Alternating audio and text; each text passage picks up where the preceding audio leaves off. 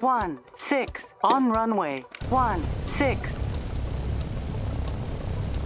Космическая корабль «Спутник Восток» с человеком на борту поднялся в космос и, совершив полет вокруг земного шара, благополучно вернулся на священную землю нашей Родины, страны Советов.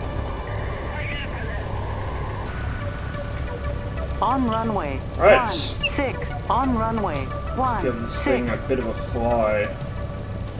Not entirely sure what all the switches do in this. My German isn't that great, and the layout's a bit weird. But everything's on. It basically hot starts actually, so I saved myself from having to start it up, which actually should have been pretty simple. Your starter switches are over here. Well, I think those are the magnetos. No, those are the starters.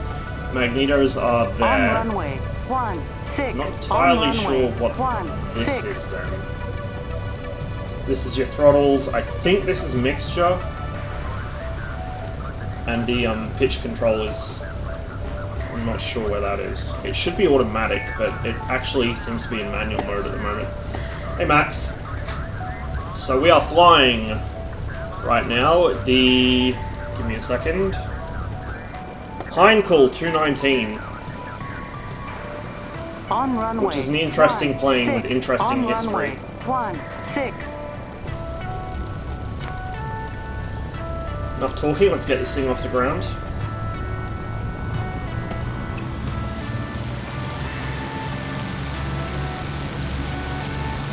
Flying from the default airport, Friday Harbor in Washington State. Pretty nice part of the world.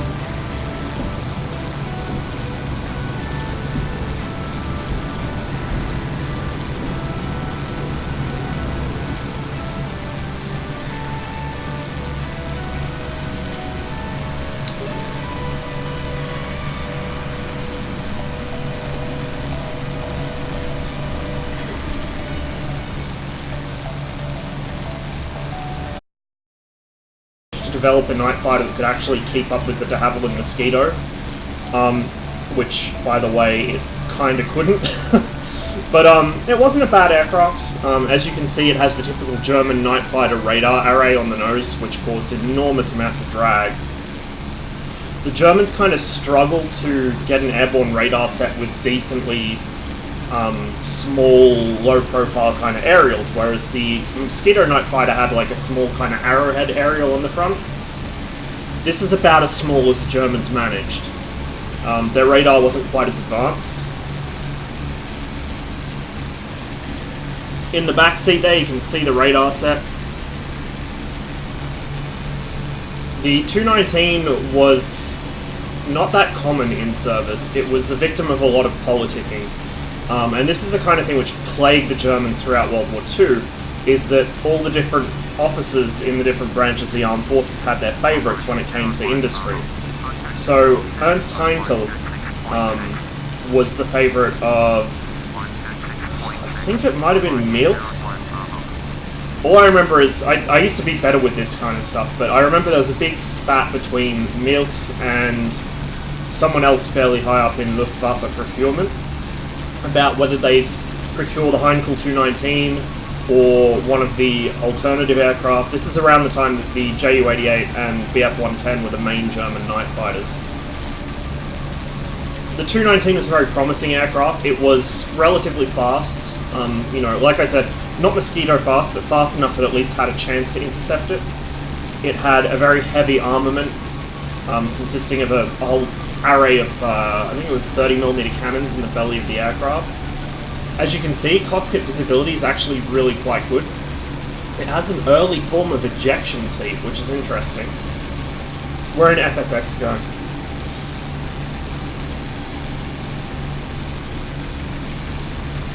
At least in FSX, I don't know about real life, it seems to be quite a well-behaved aircraft. I mean, it's twin engine, it's quite large, so it's not as agile as something like a Bf-109 or a Spitfire or any of that, but it's not bad. It flies nicely.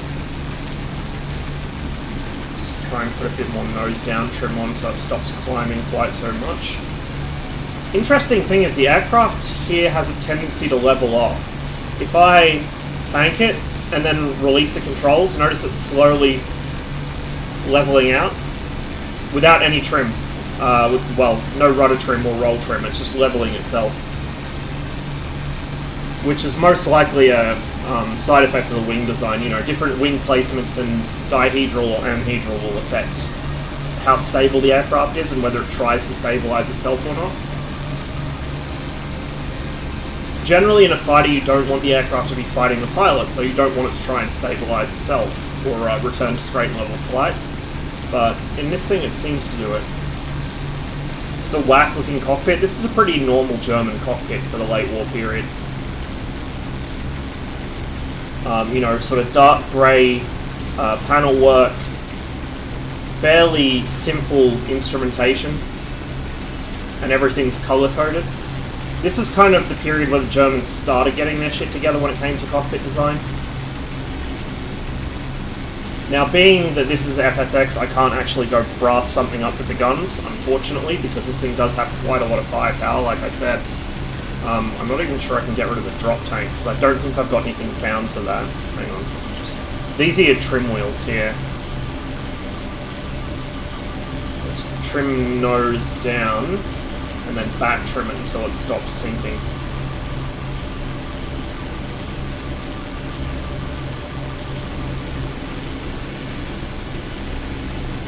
About there's probably good. So it seems for straight and level flight at this altitude, I want to keep the horizon basically on the tips of the radar masts.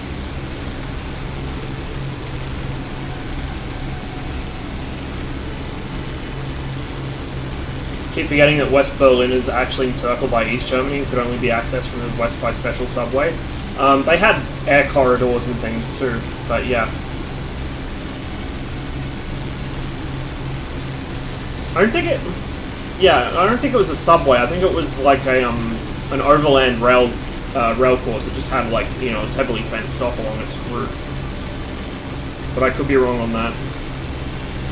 There's a lot of small airfields around here on all these different islands.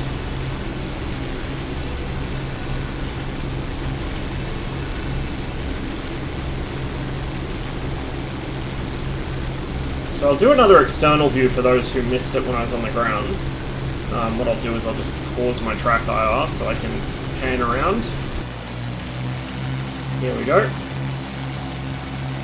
So this is the Heinkel 219. Not a bad looking aircraft. Fairly sleek.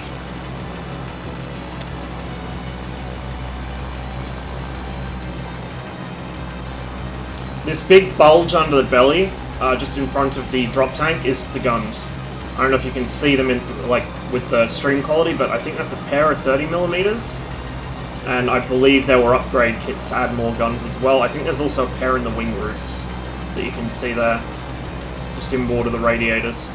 This isn't actually a radial engine aircraft. These are inline engines, Junkers Umos, I think, or like Daimler-Benz inlines. Inverted V 12-cylinder, but they have annular radiators, so they look like radials. The Germans did that quite a lot. The Focke-Wulf 190, the Dora variant, also was a piston engine aircraft, but again it used an annular radiator, so it looked like a radial. It kind of bamboozles a lot of people. Why could it be Daimlers? Yeah, I can't remember if they're Umos or if they're DB605s. I think they used both in the prototypes based on availability, because like I said, this plane was a bit of a political football, and it never entered service in the numbers it should have, just because of Luftwaffe politicking. Now, like a lot of German night fighters, it also carried a pair of upwards and forwards firing guns, which you can see in the top of the fuselage there, just behind the wings. And if I go back into the cockpit view, you can actually see the gun sight for those directly above my head. So the pilot would have to look up like this, fly underneath a British bomber, because the British bombers never had belly turrets in operational service. I believe some variants of the Lancaster were designed with it, but they never actually used it. So you'd fly underneath them where they couldn't fire at you and then unleash with the guns. 200 IQ tactics, yeah. It was called the Stärke Music installation, which is German for jazz music, which is an interesting name, especially considering the Nazis didn't think very highly of jazz. I'm pretty sure like the earliest variant of the Lancaster was designed with a belly turret, but they immediately scrapped it. Because it wasn't very useful, it added a lot of drag and weight to the airframe, and the Brits were bombing mostly by night. So the thing is as well, although the British bombers would fire their defensive guns if they had to, the preferred tactic was simply to have the gunners hold fire and call out where the fighters were, so that the bomber would then corkscrew downwards away from it. Because obviously, if you have gunfire going off at night, you're going to flash blind everyone who sees it. Which is not a good thing.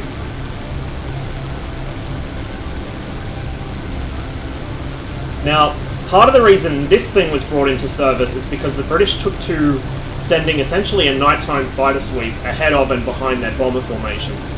They would send night fighter mosquitoes to basically shoot down the German night fighters as they either flew to the intercept or landed back at their bases. And in fact, the mosquitoes would occasionally circle the German night fighter bases if they knew where they were, and just pick them off as they entered the landing pattern, pretty much. So this aircraft was part of the German response to that, to try and build a night fighter that could hold its own against the mosquito. There was also a whole electronic war, which people don't really realise. World War II had a lot of kind of electronic warfare stuff going on, an awful lot, like the Germans trying to jam the chain home system, the British working out how the German radio navigation system worked and then jamming that. What is my aircraft doing? Turbulence? Hello?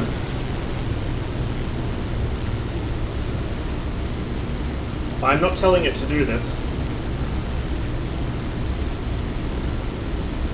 Interesting weather, I guess. Well, I am in a kind of mountainous area. Yeah, so there's sort of kind of jamming and counter-jamming going on, but one of the things that the Germans did was they developed a passive system that could find the mapping radar, the H2S mapping radar from the British bombers and track off that. And likewise, the British developed a kind of passive system that could detect the radar emissions of the German night fighters and track on that. And so you had this constant kind of ongoing tit-for-tat battle of who could sneak up on the other side with their night fighters and shoot them down. No American bombers had belly turrets because they were usually high-altitude bombers. No, American bombers had belly turrets because American bombers bombed by daylight. So the American bombers were bristling with guns. A B-17 would have as many as 13 or 14 50 caliber machine guns on it at any given time. The American bombers carried typically smaller bomb loads, both physically and in terms of sheer tonnage, but they could, defend themselves much more competently. Not to say the Lancaster wasn't well defended. Obviously it had a big blind spot underneath. It did have some decent guns on it, but they weren't its primary defense. Its primary defense was flying at night. But with the way the Americans bombed in daylight and in mass formations, heavy defensive gunnery was seen as a must. And actually, the belly turret is part of what limits the B-17's bomb load, because if you look at where it's situated, it sits basically in the middle of the aircraft between two separate bomb bays. So that's why the Americans never really developed, at least in Europe, the capacity to, if I can words, the capacity to deliver large bombs, like, say, tall boys or Grand Slams. The Americans had their own version of each, by the way. The B-29s could carry them, and often did in the Pacific, but in Europe, they just didn't have any bomber with the necessary capacity for it.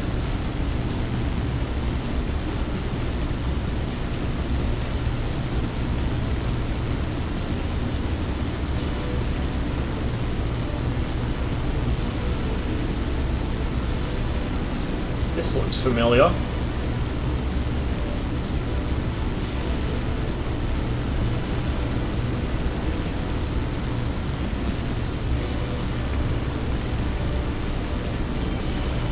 See how the frame rate tanks anytime I fly over a city. Oh man.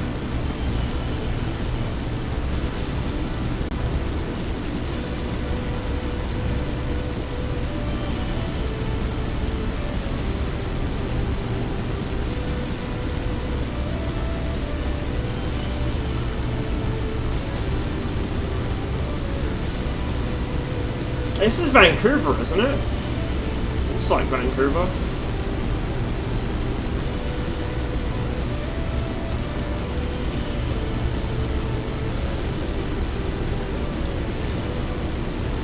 It's missing the dockyards over there.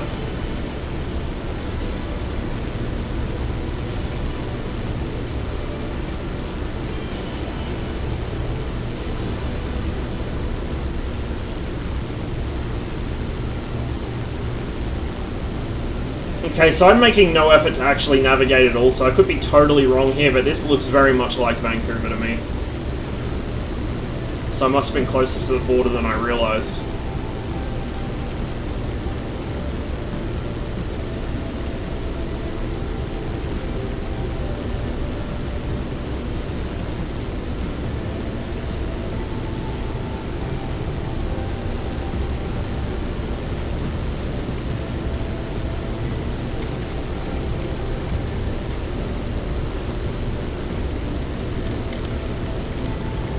Cruise ship. See if any of the ferries around here have BC ferries written on them. That would answer the question very clearly. But yeah, I think this is it.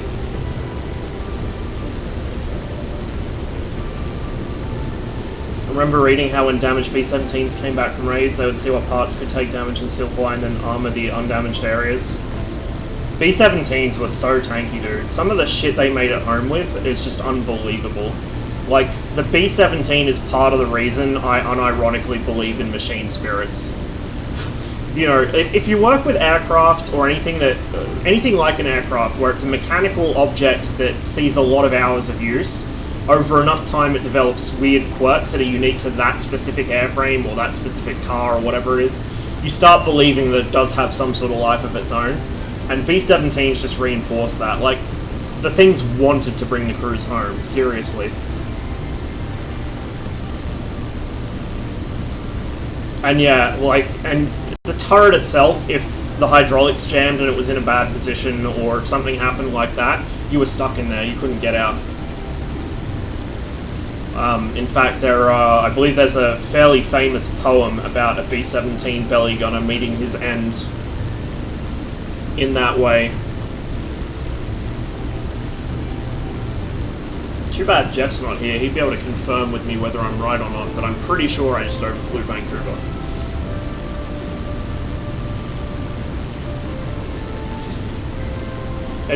It is hard to tell in this because certain things are missing. Like there's a quite large dockyard just between the airport and the city with like a huge stockpile of sulfur sitting right on the river.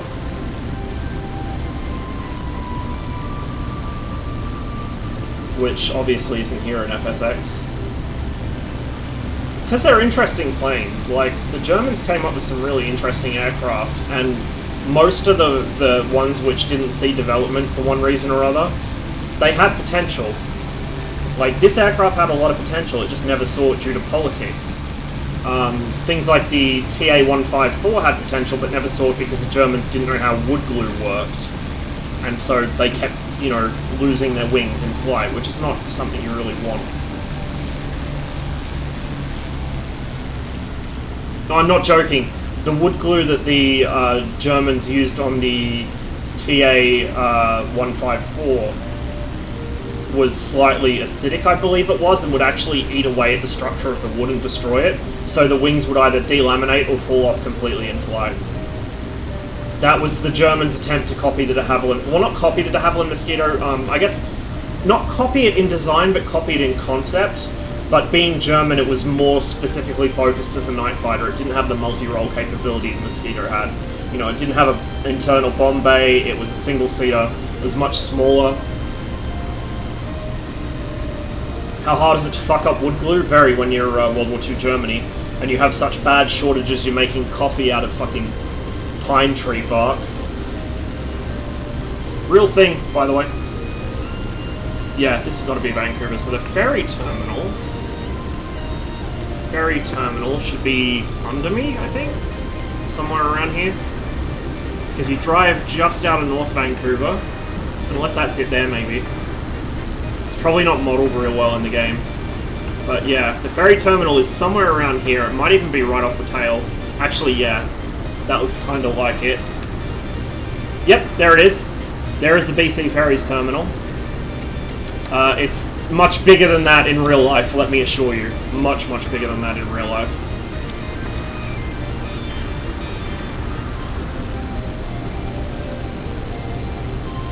Fucks me up how the Mosquito's a wooden plane, doesn't seem to match its capabilities. Wood is a good building material, dude, as long as you use it well. The Mosquito was pretty remarkably strong too because of the way it was built. It was a, almost a composite. It was, rose box, I think, and rose box, balsa, and ply, I think, or a plywood of rose box and balsa, but it was like a triple layer sandwich. And you had 2 flexible kind of bendy woods and 1 strong wood. And so it was a very, very sturdy aircraft, despite being made of wood. Although, if you look down one side of the Mosquito along the tail, there's kind of a wooden strake, and they added that on because it had a tendency to torsionally twist around its tail. They discovered that very quickly and fixed it. But it was pretty fucking strong. And the nice thing about a wooden aircraft, too, is if it took battle damage, instead of a metal aircraft where you have to half disassemble the thing to replace parts, you could literally just saw off the affected area and then glue a new one on. And, you know, every furniture maker, every carpenter in the UK was building Mosquitoes. You didn't need specialized factories for it. Literally, if you were good at woodwork, you could build a de Havilland Mosquito. It was built like a giant model kit. I wonder... Where's my fuel gauge? There. I don't know if this thing has enough fuel, but we're going to see how far inland we can get. Wait, hang on. Why is my compass telling me I'm going west? Oh, wait. No, never mind. I'm done. Ignore me. Ignore me.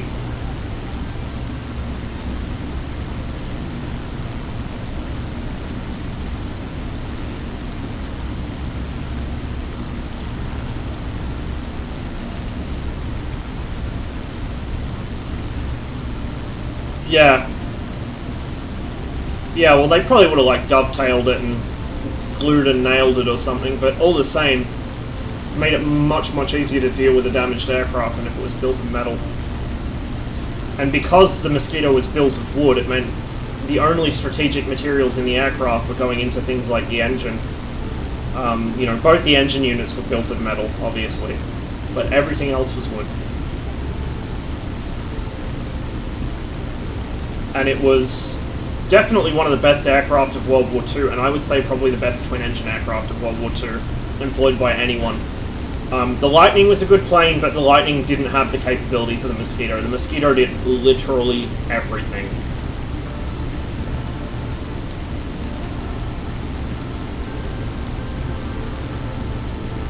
Get a bit more altitude. Now, we're not in a jet, so we don't have quite as pronounced improvement in fuel economy as we gain altitude. But we'll get a little more so we can A, clear the Rockies, and B, get a better view.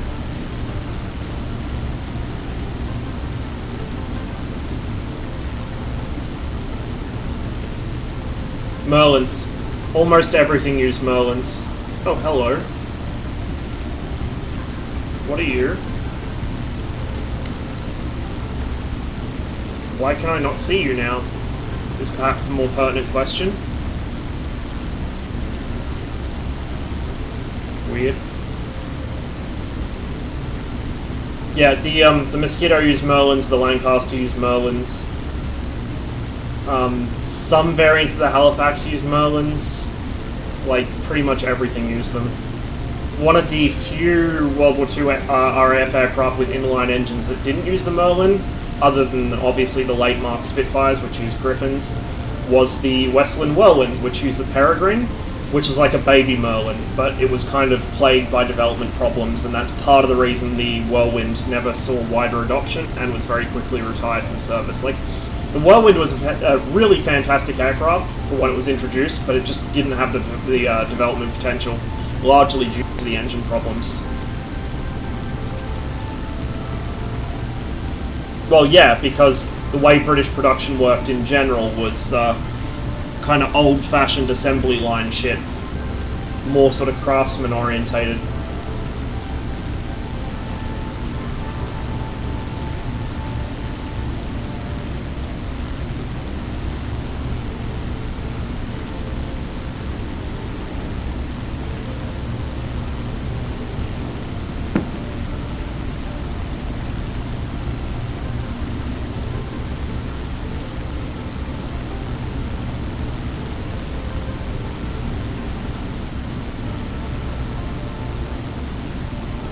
Really have no idea how long this fuel's gonna last. I mean, it's a fairly large aircraft, so it should have a decent amount, but I don't know.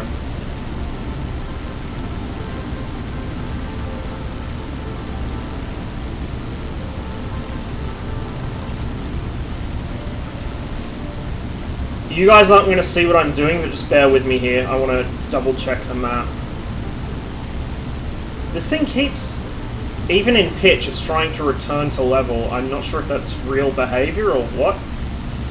It's interesting behavior, that's for sure.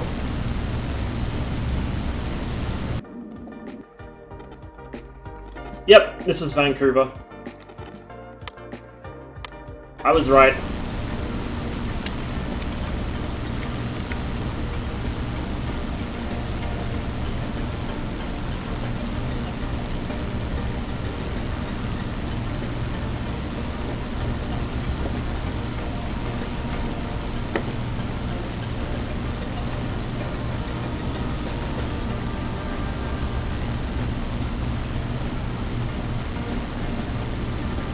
Okay, you know what, this is too slow to try and fly across the mountains. We're just gonna land.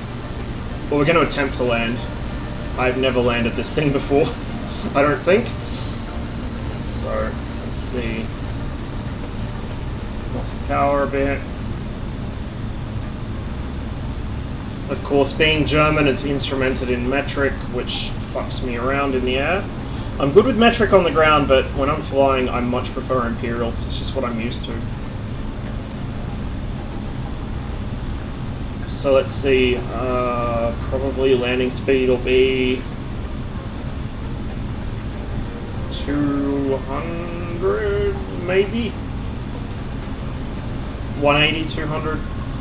I'll guess somewhere around there. I'm probably totally wrong.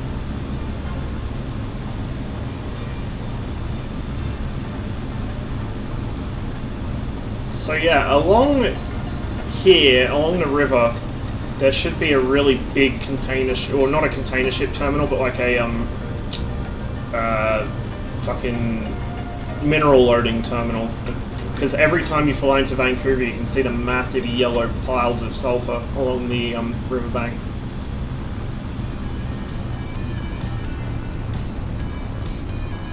Now, I do have traffic on, so we may well try and land on top of an airliner here. I'm sure it'll be fine. As far as I know, this doesn't have dive brakes or anything that will help slow me down.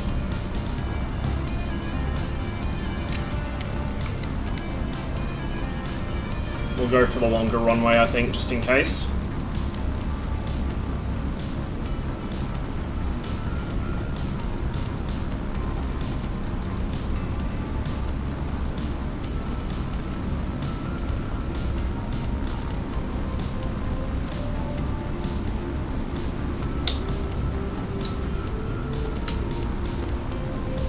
Why are my flaps not dropping?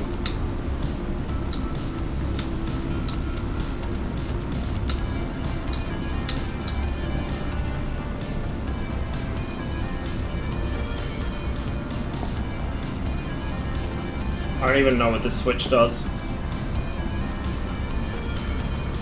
Netzalschalter. I have no idea what that means. Flaps, please. Is there some kind of actual airspeed limiter on them? Yep, there we go. There's the flaps.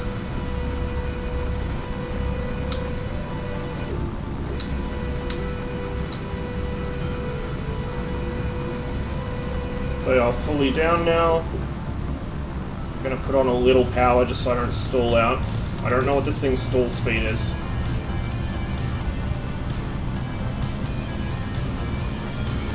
That slowed us down pretty well.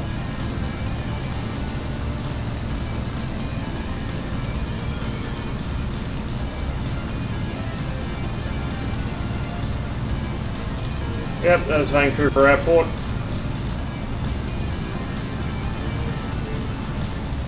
I could have gone for that runway. Oh well. We'll go for the main one.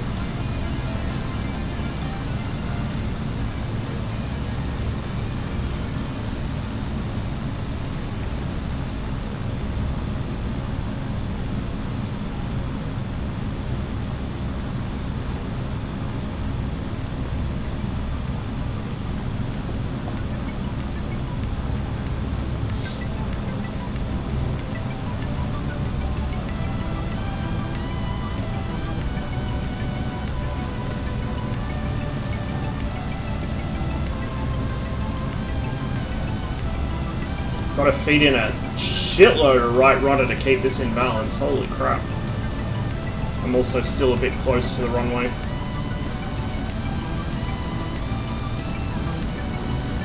Not flying a proper circuit, by the way, obviously.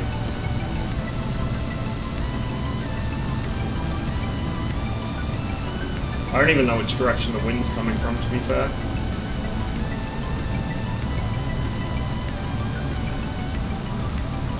That should be enough room. It's a long runway. We've got plenty of space.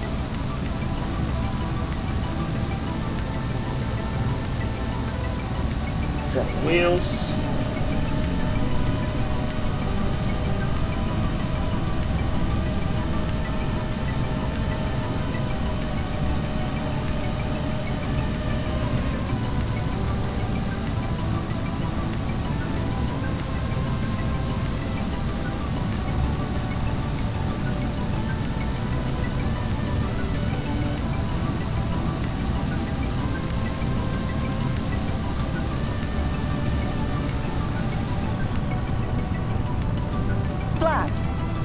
They're down.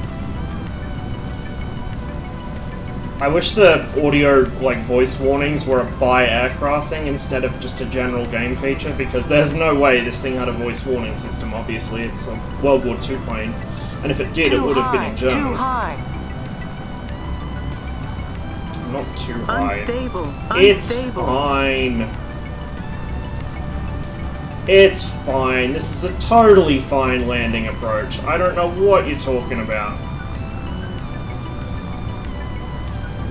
I gotta be careful not to tail strike this as well, because the tail's quite long.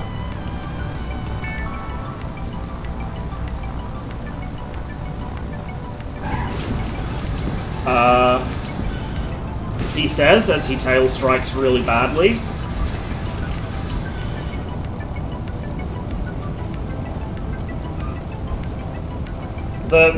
See, the whole nose sits kind of forward, so it's actually really hard to gauge where your tail is.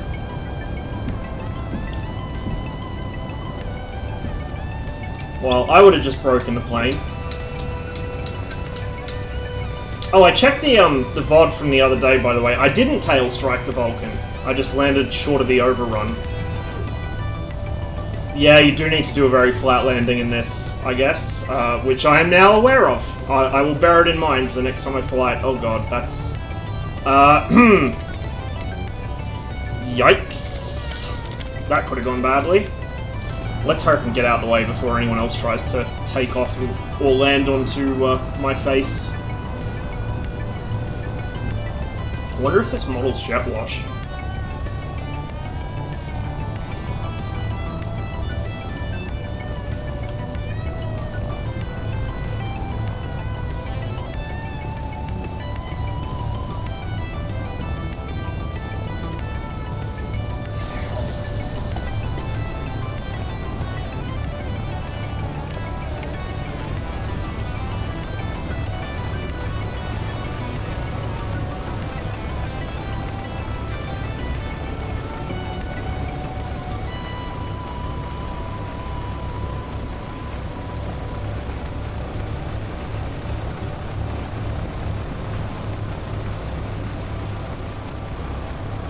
We'll just get straight off the runway, so we'll go for this taxiway here.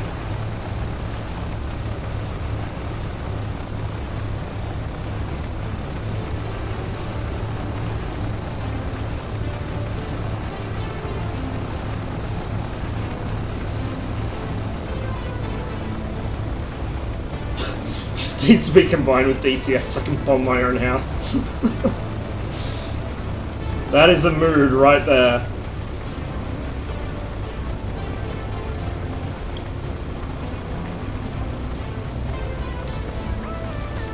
Who wants to see the ejection seat in action? Let's close the canopy again, if I can remember how to do it.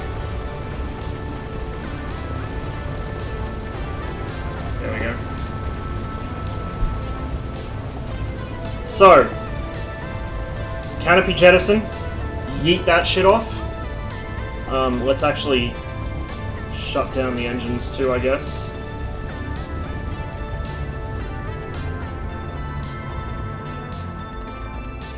And then right here, yeet! There's no proper animation for it, obviously, because this game wasn't designed with ejection seats in mind, but yeah, it has an ejection seat, a very primitive one, which often compressed the pilot's spine and or killed him. But that's the Heinkel 219, an interesting and kind of historically obscure plane. So now that I've done that, let's see. I might change it up a little. You know what I haven't flown in FSX before? I have not flown... If this will work. I have not flown this. I have no idea what it flies like in FSX. Or how much they've simulated of it. Obviously we're going to need to change airfield because there's no way this will take off from Friday Harbour. Amberley?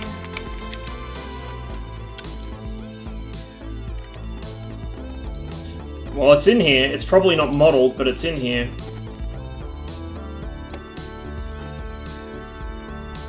No, this is a RAAF1 Max. You can get the CF-18 or the CF-188 as it's technically officially known.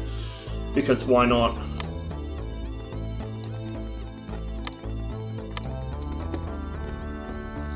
Full disclosure, I don't own this jet in DCS. I've never flown it. I don't know what the fuck I'm doing. All the hours I've watched of Tawny and Pom and everyone else flying it, I've learned nothing. Absolutely nothing.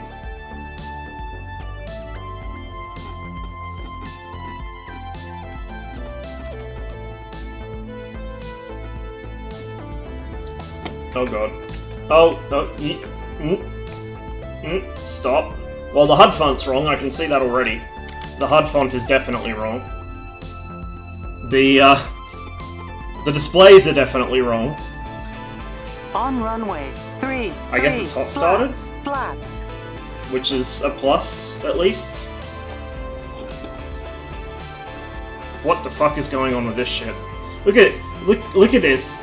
Instead of using, like, the actual, you know, the standard kind of LCD numbers where they're made of straight lines, they've just used normal font. This is ridiculous.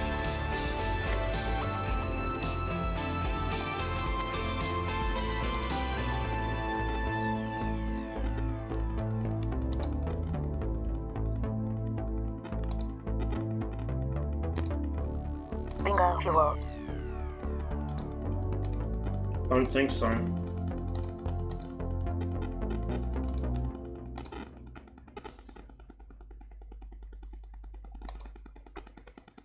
Okay, so we do actually have some menus. Gun inoperable. On runway 3. On runway 3. Radar. We have a radar. I don't know if it actually fucking does anything. Probably not.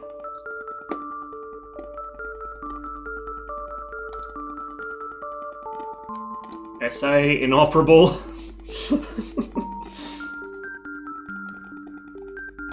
FPass. Where's the cockpit lights? Right. On runway 3. On runway 3. Cockpit lights. Bingo fuel.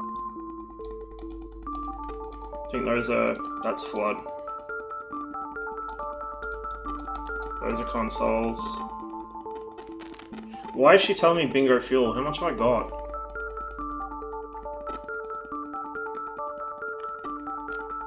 A shitload. Maybe there's no bingo set. On runway 3. On runway 3. This is RAAF Amberley. So, we'll see how well this is modelled. Right. Oh, my engines aren't actually on. That's great. How do I start this thing?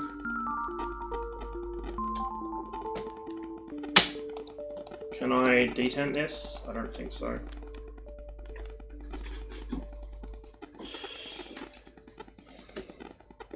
On runway 3.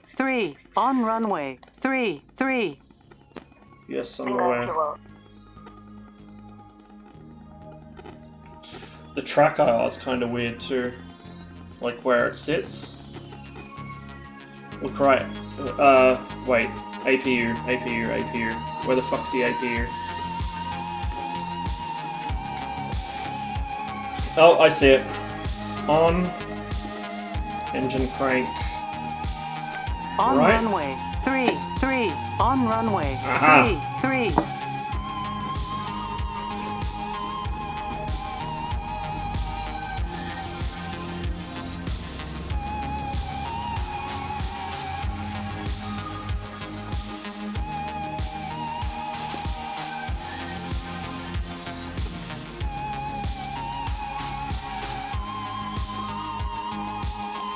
Go left and stay left, please.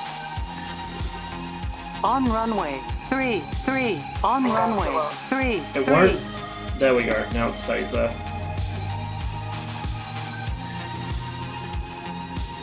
Notice how the HUD is projected directly, like it's just a texture on the glass. The HUD should be collimated, so it shouldn't be moving. The HUD stays stationary as I move my head in real life, but in this it's just a texture.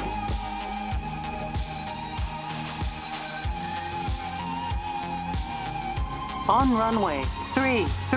On runway 3. Did my right engine seriously? Oh my god. Bruh. How long does it take to start up? Come on.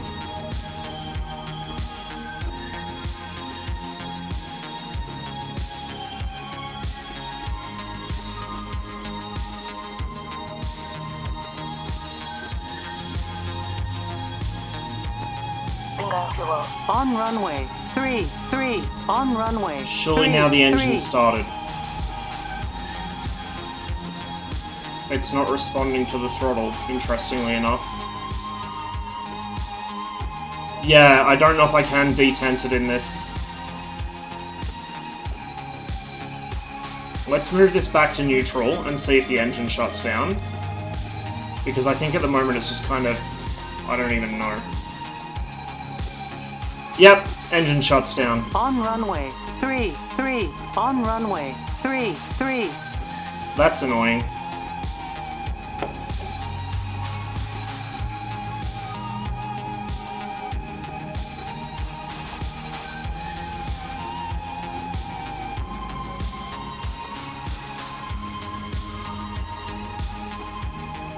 That's really annoying.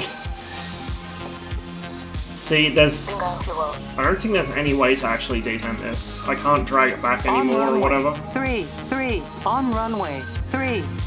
See, once it spools up to 25, even if I move the throttle, nothing happens.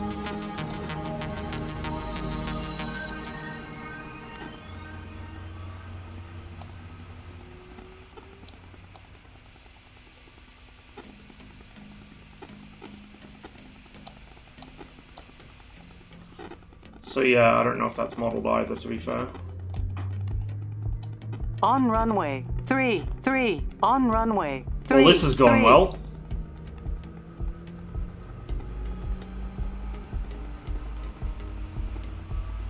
And of course, being FSX, I don't think there's an auto start, so I can't just cheese my way into the air. Which is kind of annoying, because I wanted to see how this thing handles in the game. Bingo fuel. There has to be some way to start the engine. like get it to actually On fucking runway. start. 3. On runway. 3.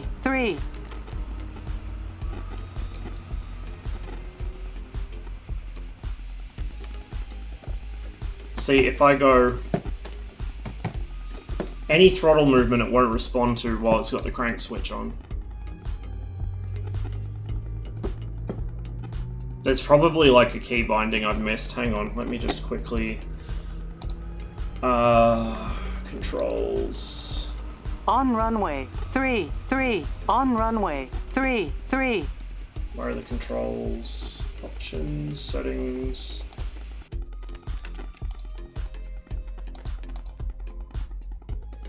Engines... auto start, control E. Haha! There we go. Don't tell Nuts I said that. And the game crashed. Rest in peace. Bear with me, guys. FSX crashes so often. Like, you think DCS is unstable, and then you play this, and it's like, holy shit, I've been spoiled up until this point.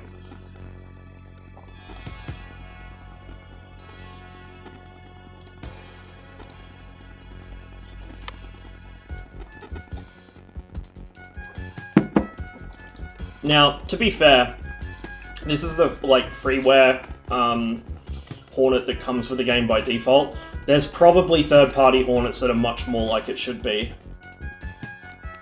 I just don't have them because I haven't bought them, and I probably won't buy them. Because you guys know me, I am all about the Cold War stuff, and not about the computers. What the fu- oh. Wrong category. Hang on, I just gotta quickly fix up my trim issues. For some reason it doesn't save the repeat on that. Right, free flight. So it was Control E, I think.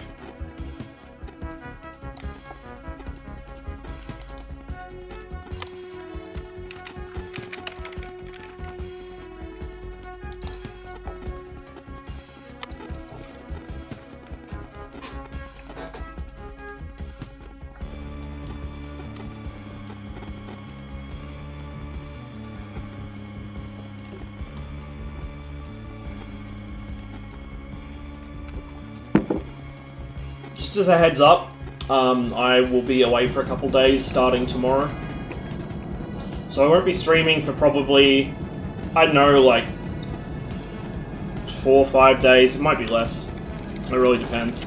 I definitely won't be streaming for the next 2 days because I'm not going to be home. But on runway. Then what I do after that depends. Flaps. My engines are running. Why the fuck did they shut down before? Is it because I spent too long fucking with the displays? Radar.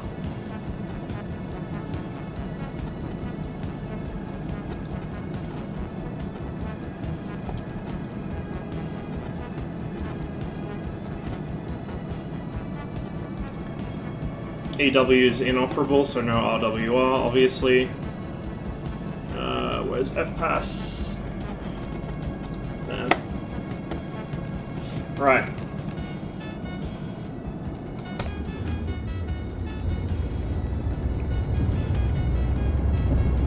There's no way to disable the nose wheel steering in FSX, by the way. Everything just nose wheel steers by default.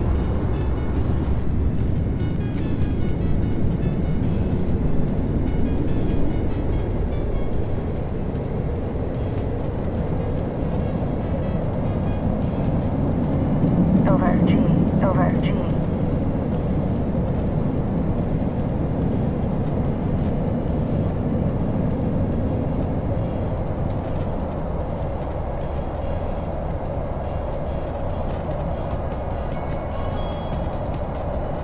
Am I still in burner? I haven't set up throttle curves for this, so I'm not sure. But yeah, that is RAAF Amberley I'm flying from.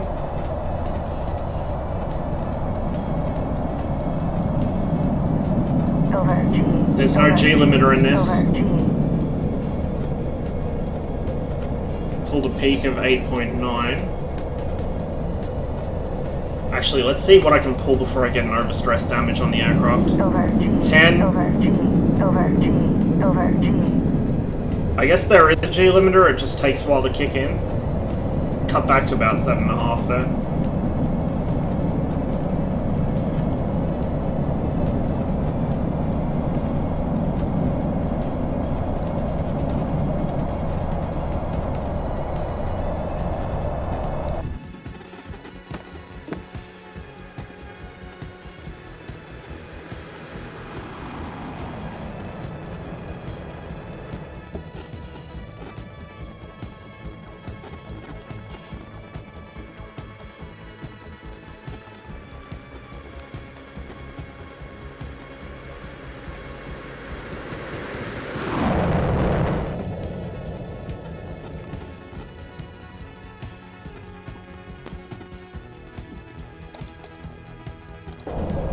Whoops. There we go.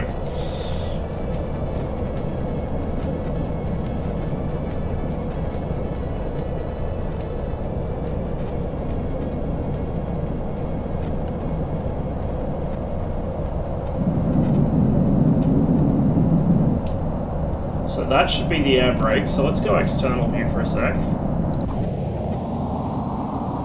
Yep, that's the air brake. Look how quick it deploys in this. It's like near instant.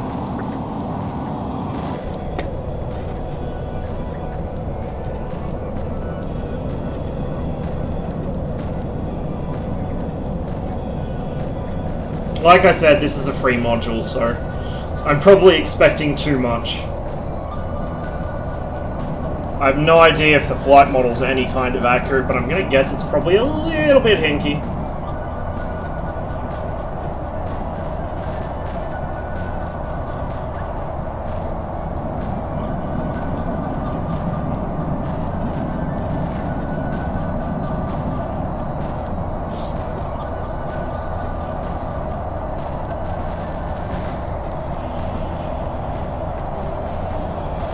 We're doing 650 knots, and apparently, according to the HUD, we're not supersonic yet. Over G. Over G. Go figure.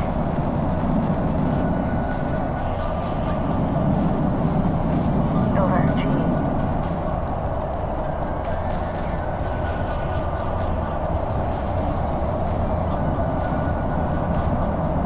Over G. No wing flex.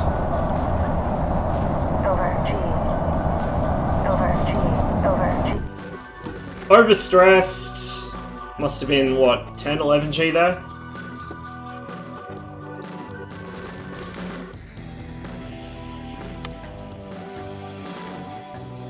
If I had the space, I'd build an F-16 and 737 pit. If I probably wouldn't build a sim pit just because I fly so many different aircraft. Building one for a single aircraft would not really be a wise idea for me. Let's see what else we can fly. So Amberley is at least more detailed than Williamtown is.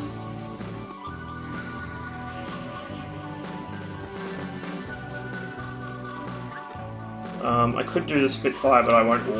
Oh, I know.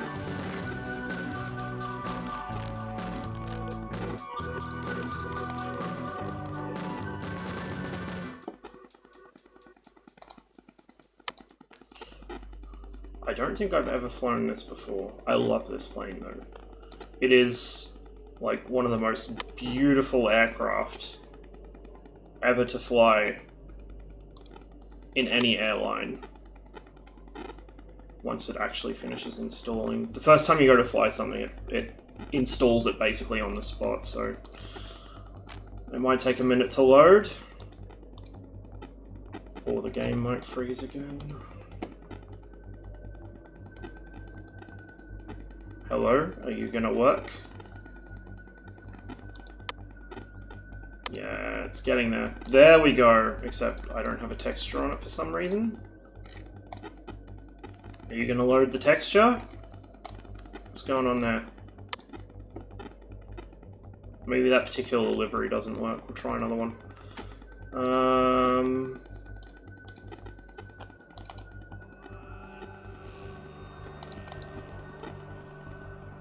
Oh, that's the fucking Whoopsies. This came with a couple variants.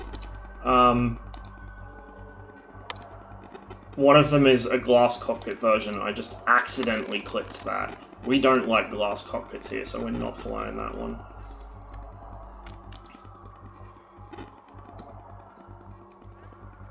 Now, from memory, this module was ported from, like, Flight Simulator 2000, so it's pretty dated. The cockpit's kind of weird because it's in a mix of Russian and English. Can we work now, please? Can we work now? It takes forever to load. It might be that this particular one isn't going to work, in which case that would explain why I haven't installed it and flown it before. I can't remember. Or I might have flown the other variant because it installs different modules for each.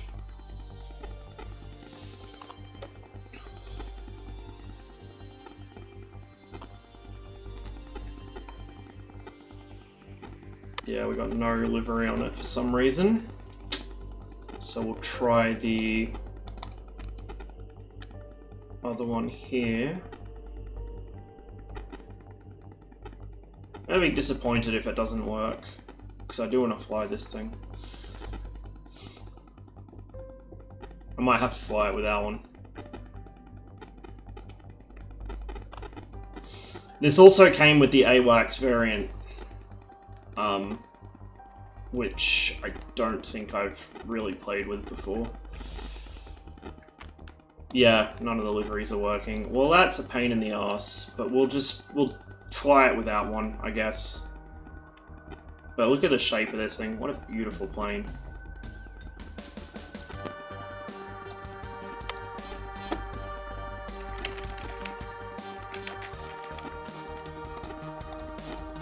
We'll fly from Sheremetyevo.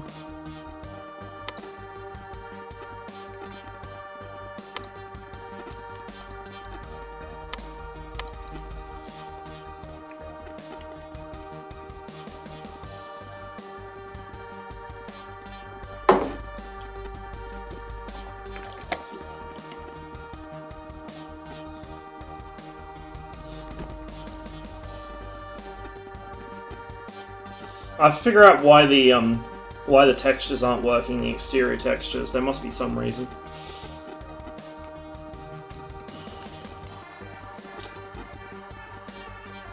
Because the old Aeroflot liveries are quite nice. Oi, noisy boy. Noisy, noisy boy. This thing is so fucking loud, holy shit.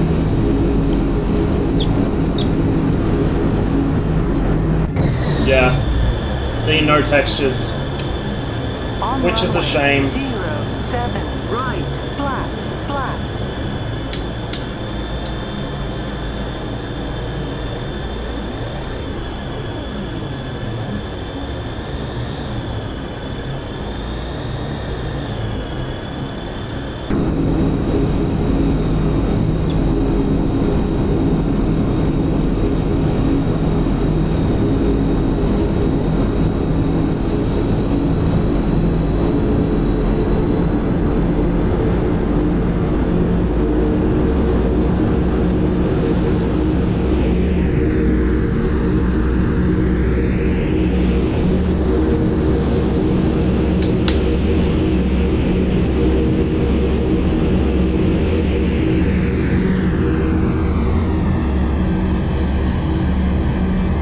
Yeah, the cockpit model is a bit dated. Like I said, this module I'm pretty sure is from Flight Simulator 2000.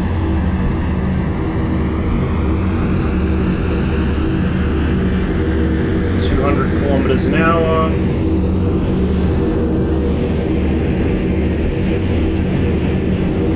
Not sure what rotation speed is.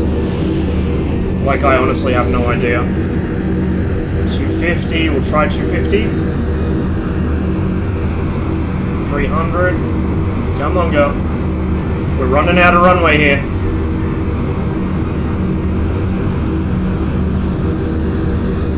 We're very much running out of runway. Okay, I think we might be airborne. Yes, we are.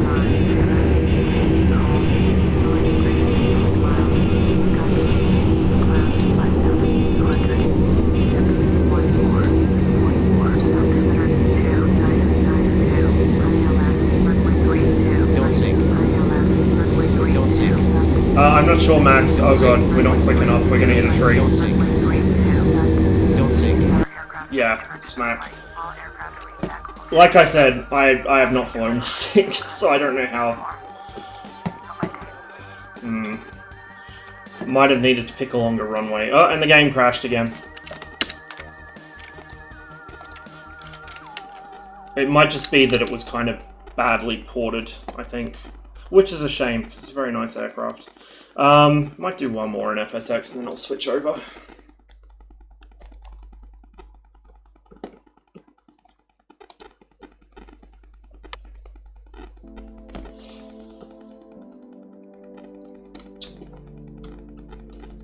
There's a few people I've seen complaining about why was the Kristen Eagle allowed to be in DCS, why do we have civilian planes in DCS, so on and so forth. I honestly kind of wish we did have some more civilian stuff. Well, not necessarily civilian stuff, but at least logistical aircraft. Something like a C-130 or an AN-12 would actually be enormously useful for places like DCS, where you need to fly logistics, right? Instead of people flying fucking Mustangs as logistics aircraft, which is absurd. But it's all we have. Being able to fly an AN-12 from one place to another to move ground units or move supplies would be really neat. Okay, just quickly fix up the settings because it will have broken my trim again. Don't know why it does that. It just resets it every time I relaunch the game. But at least now it's saved my basic control, so I don't have to rebind everything every time I fucking play. V22 for DCS? Oh god. Oh Jesus.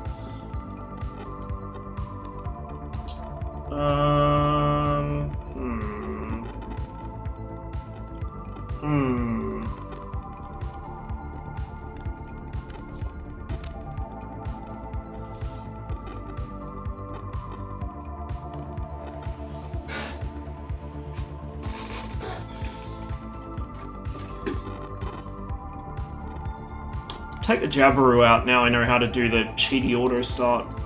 At least I might be able to get it working now.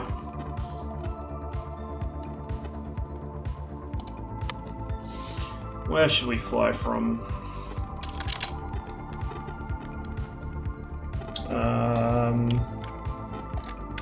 Let's fly from here and see how hilariously wrong it is. Oh my god. What's going on there? I can see through my plane.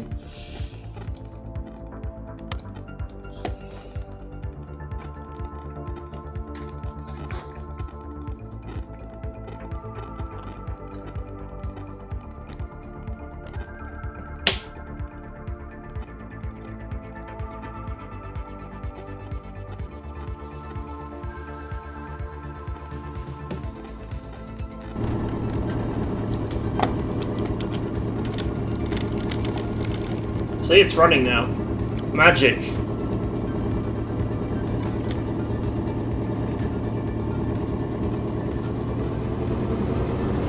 I can already tell you this is wrong, because the airport doesn't have fucking trees on it. Also, it's too green.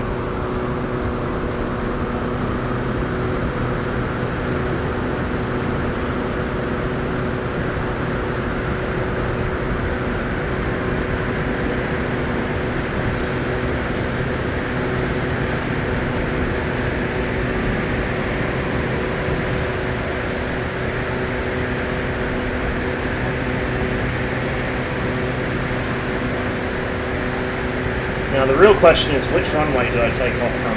3-5 it looks like, which is the main runway. Why is there a high-rise building there? There are no high-rise buildings there. The highest rise building in Bathurst is a fucking post office.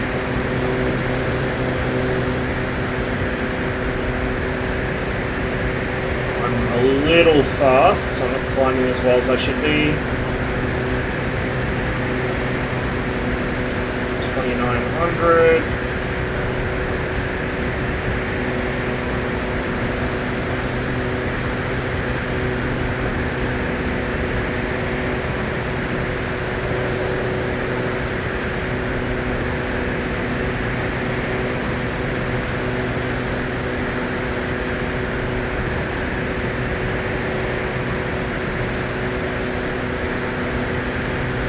There's a cut line for a power line on one of these mountains, which I use as a visual reference for my turns, and it's not here in FSX, so it's really discombobulating.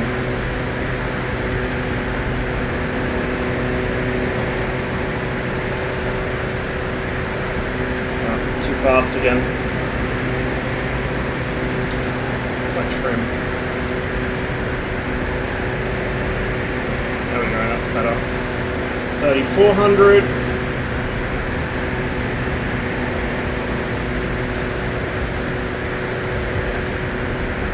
Getting a bit high. Something tells me the altimeter's not calibrated.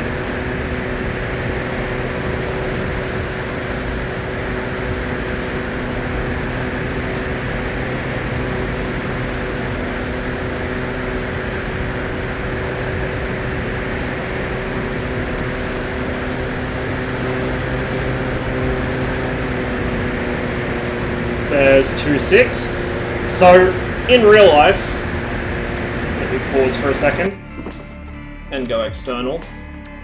In real life, right under me, basically, right actually where that farm is, just off my, like 2 o'clock, this whole area, it looks too small, actually, it looks way too small.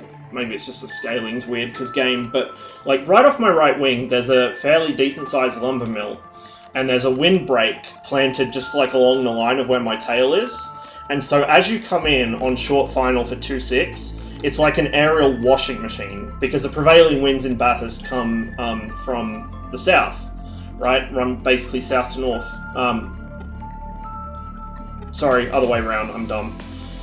But on one of the days where 1.7's in use, they come from this direction, and it hits that windbreak and it spills over and creates like an aerial washing machine basically right off the threshold there. That high-rise, I don't know why that's there. There's some silos there in real life, but not a fucking high-rise building. This whole area is a lot more built up than it should be. There's a couple of like very large farms here with a handful of houses. There's the Great Western Highway in front of me. As you come into final on 3.5 in the summer, you get that much fucking thermal coming off the road, the plane just goes up, it won't sink. It's such a pain in the ass. Also, yeah, they scaled this whole airport wrong, because, well, they've not scaled it wrong, I guess. Those hangars are there in real life. But there's more hangars off my right wing, and the entire airport terminal, because it's a regional airport, and the flying club are kind of like right off my right wing tip now. And like all these trees, there are no trees here. There are no trees within a good radius of the airfield. Right about where I'm looking now, on the other side of the Great Western Highway, is a big pet food kind of processing plant, which is a good visual reference for when to turn in on base for 3.5. There's also a railway line, which I don't think the game has modelled. It runs kind of parallel to the Great Western Highway. Oberon is over that way, and from about this height on a clear day you can see the sawmill. Mount Panorama is right over there. Let's go visit Mount Panorama, in fact. I want to see if it has the writing on it in-game.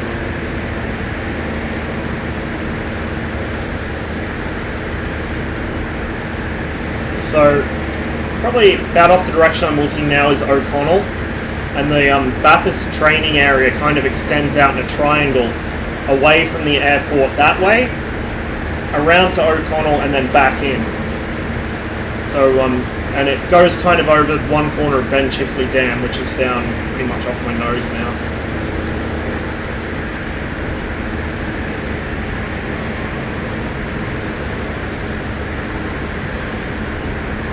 These frequencies are wrong as well.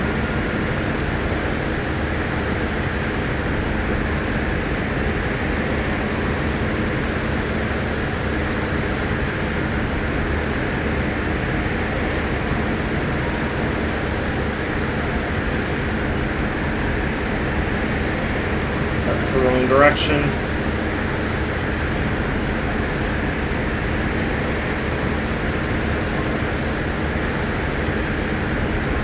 How the fuck do I get this to work? I can only click it down, but that increases the frequency, I think. Oh, hang on, no, it tabs it back and forth. Oh, no. No, I see, it's flipping them. So how do I actually... Can I adjust this?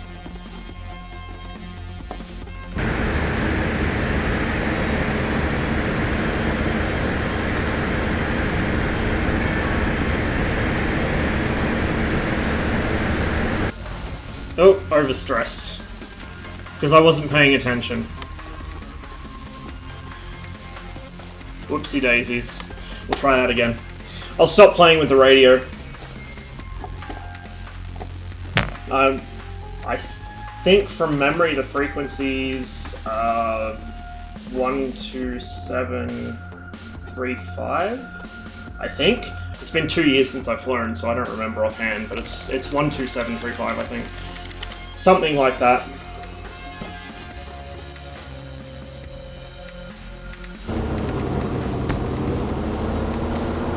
On runway 35, flaps, flaps. The little clear thing there is your flaps indicator on the Jabiru. Hey, Nico.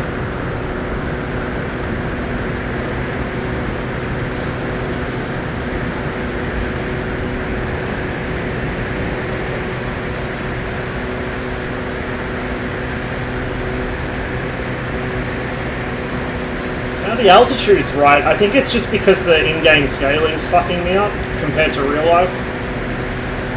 But everything looks too small and too close.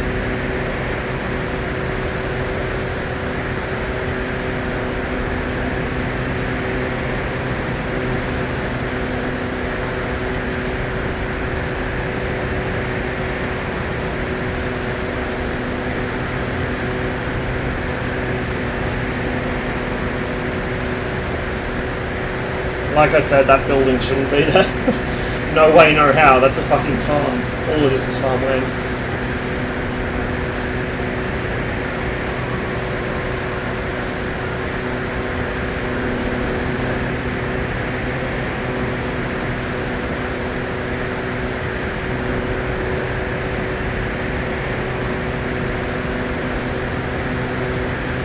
I think I kind of crabbed in on myself a bit there.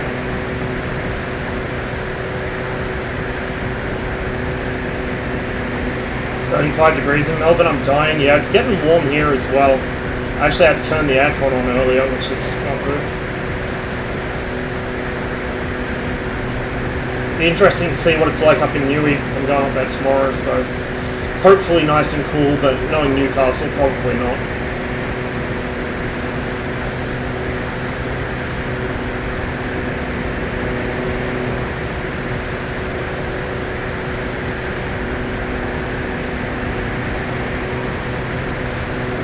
Oh shit, I'm way over circuit height, I overshot it. By way over, I mean 100 feet, but you know.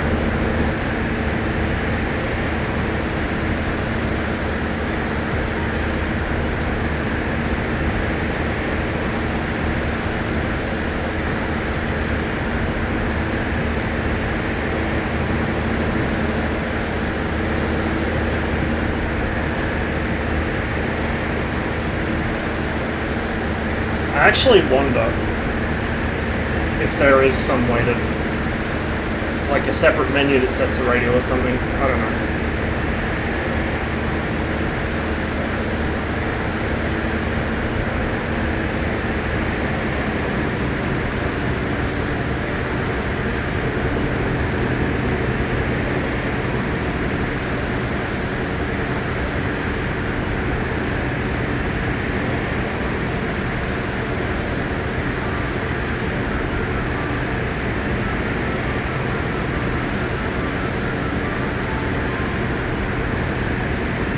Jabiru I flew didn't have this little glass display on it. It just had traditional, you know, 6-pack ASI, vertical velocity, altitude, turn and, well, it didn't have a turn and bank. It had a like a turn indicator. It didn't have a bank indicator. Because it's a recreational aircraft, it didn't have a an artificial horizon. You know, it's only meant to be flown in VFR.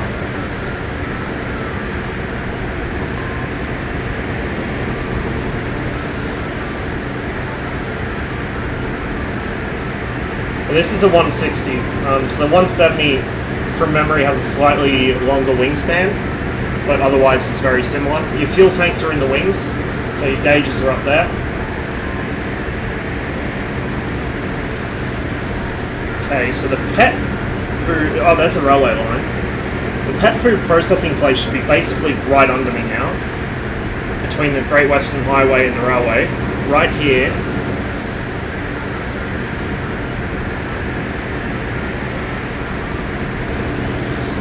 Doesn't look like Raglan's modelled at all. There's like a whole housing suburb right off the end of the runway. And this should be coming into Kelso, so this should be built up as well.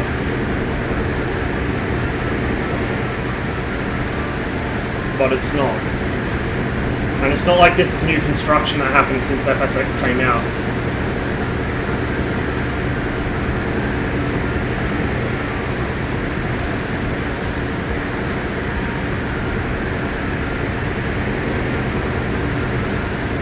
Actually, yeah, I think this is Kelso off the nose, but it's too built up.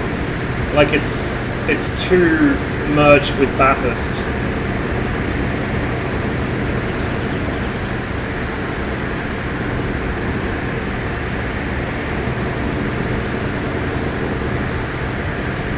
And then we should have a big intersection with the O'Connell Road somewhere.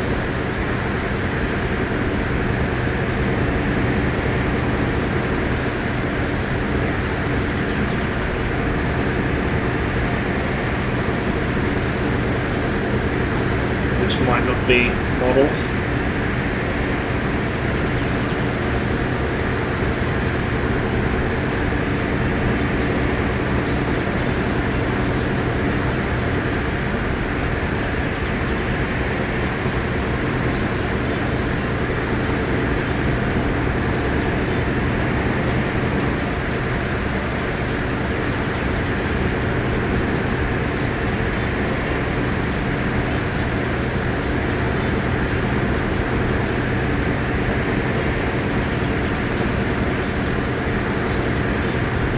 Street layout's totally wrong, because all the streets here are arranged in a grid. Don't know what a lot of these buildings are supposed to be. There is no water tower like that in this town. So this must all just be auto-generated, because like this is totally different in real life. And there's a quite large hospital that should be off my nose. There's a massive fucking cathedral on the hill.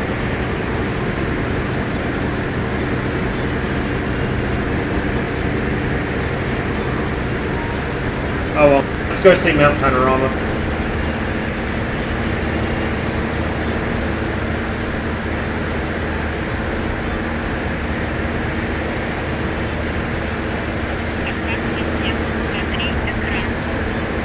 Hey, Nappy, thanks for the follow.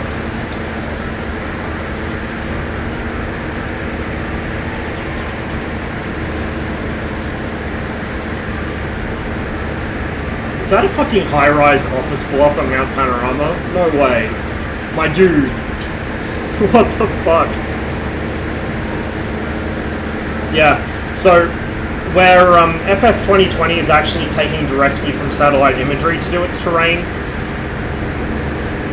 for FSX they clearly just kind of mishmashed some ground textures together and had it auto-generate, because like literally everything about this is wrong. The actual contours of the terrain are correct, but the population of it, in terms of buildings, is totally wrong. At least the Fraser, or not the Fraser River, fucking Macquarie River's in the right place. So this here, in real life, is Mount Panorama, home of the V8 supercars. This is a giant racetrack, which is also a residential road for the rest of the year. And it has Mount Panorama spelled in giant letters across the top of the mountain, so you can see it from anywhere in Bathurst. But apparently in FSX, It has a river flowing through the middle of it, and is purely residential housing.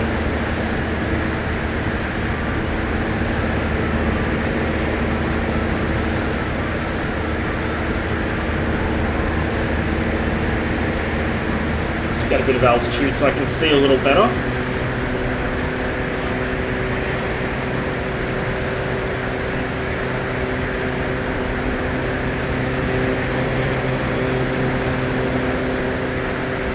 Like, the terrain itself is correct, where the mountains are and the shape of them is right, it's just everything else that's wrong.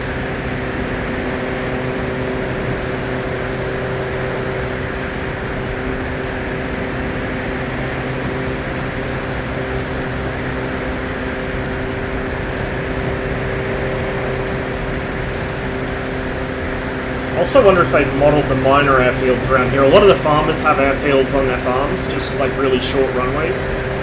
Kind of, you know, an old paddock they don't use or something, turn into a runway. But I don't know if they'd show up on whatever charts they use to make the game, so...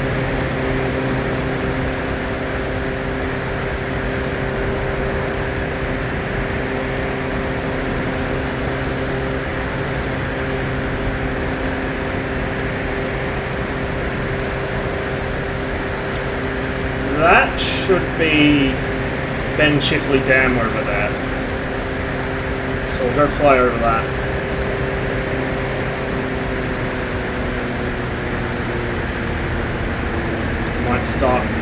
Might stop flogging the engine as well.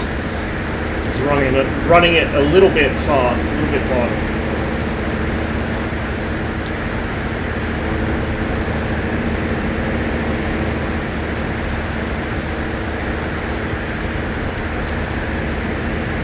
Yeah, that's about the right size and shape at least.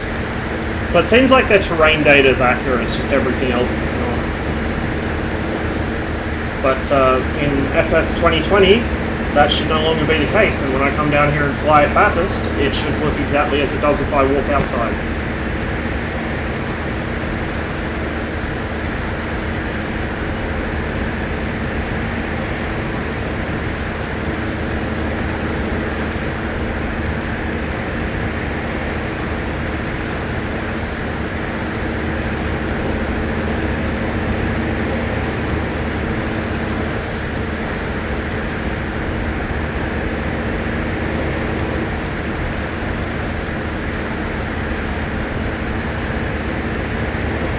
I won't do it today, but at some point I might have to mess around with the weather settings a bit and see just how much this thing gets thrown around by thermals and so on.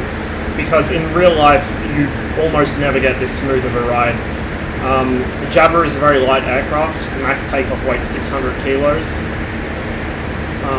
You know, if I'm flying with a partial fuel load and just me in it, it's a lot less than that. It's about 400 and something. And so, with the amount of thermals that come off the ground around here in summer, the plane is just all over the place. You have to wrestle it. If you go out and fly in the middle of winter in the morning when it's nice and cool, it's really, really smooth, but other than that, it's a pretty bumpy ride around here. So O'Connell should be about off my nose.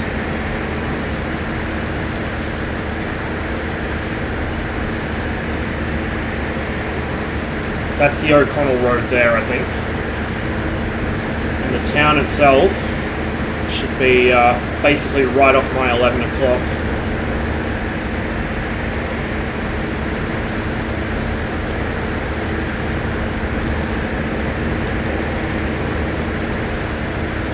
In real life, I'd be able to see Oberon from here, but you can't see it in the sim.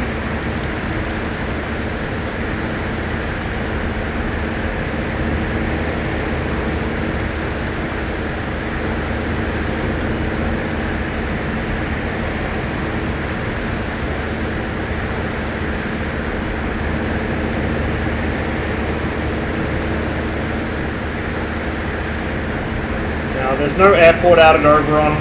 In fact, I think my nearest airport is Orange, which is back the other way to the west.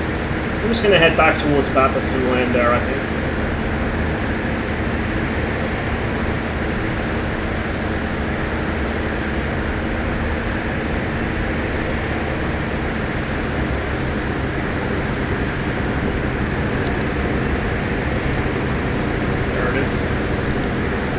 The airport's really hard to see from a distance in real life because the runway kind of blends in almost. I don't know how to explain it.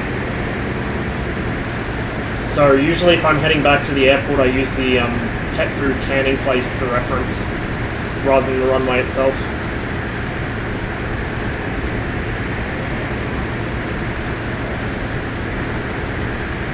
There's our little mapped thing.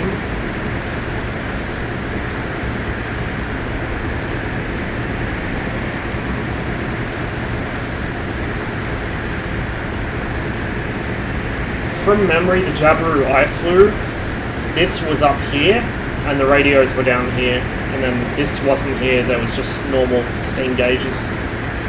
But pretty much similar. Flaps. What are you talking about? No, I'm not going to drop the flaps.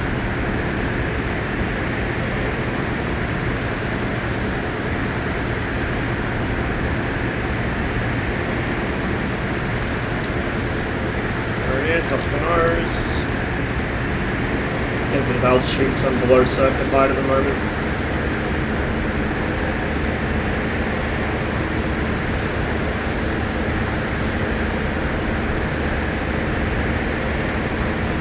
Ah, the repeat's not working on the nose down trim. I was wondering why it kept trying to climb. So this is your trim here. What it does is it puts tension on the control cables and basically shortens or lengthens their run. This lever here next to the yoke, this is the parking brake.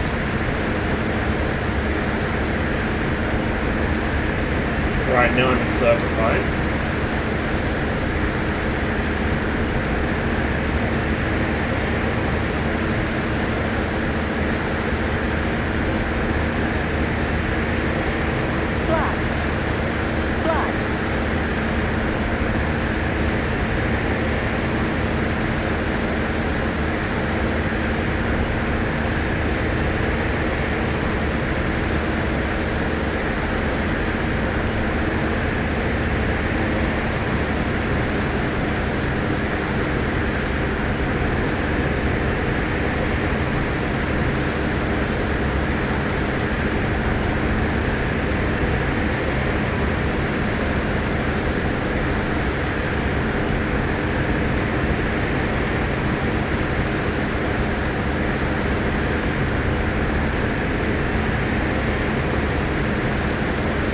So 3.5 is permanent right-hand circuits because the gliders fly from the left side and they fly opposite circuits to us.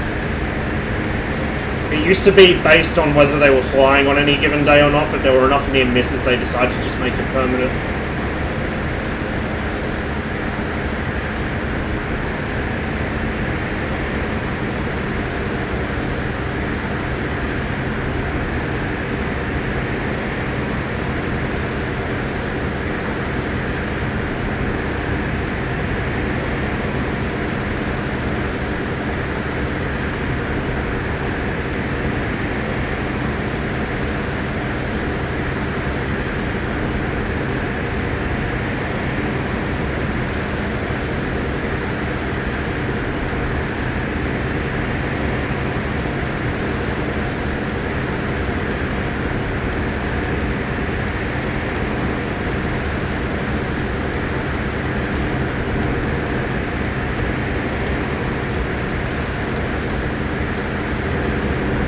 So if this was real life and it was summer right now, the plane would be trying to go straight up over the highway here, just from the heat coming off of it. But it doesn't appear to be doing anything in game.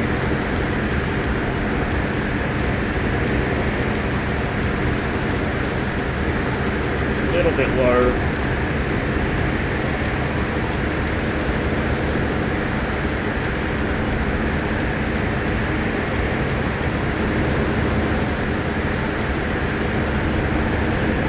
Past the cross strip and then I'll turn in for a midfield crosswind.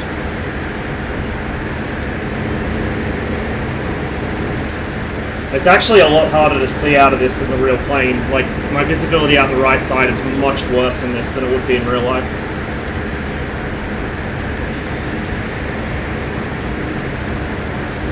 See some dudes playing Minesweeper with like 1.7k viewers? Jesus Christ.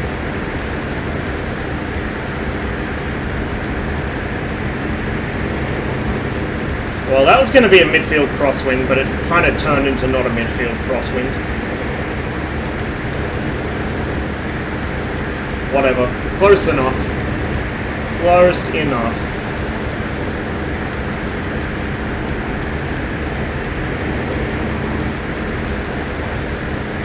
Now, there's another farm in real life that I use as a reference to when to turn onto downwind for 3.5, which is not present here in the game. It's got like a kind of a box of trees around it. Actually, it kind of is. It's right about where that one is off the right wing.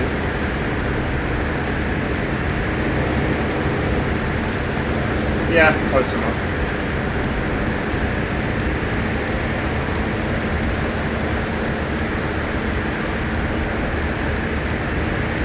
Now, forgive me for this, but I can't remember which pull-out is the choke and which is the carby heat. I think this is the carby heat. I hope it is. It has been like 3 or 4 years since I've flown this specific aircraft.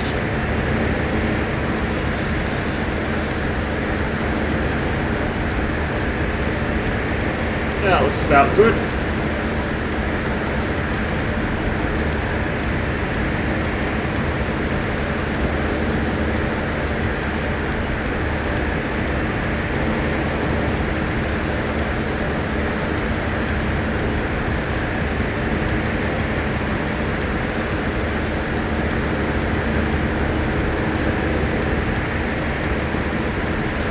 Out.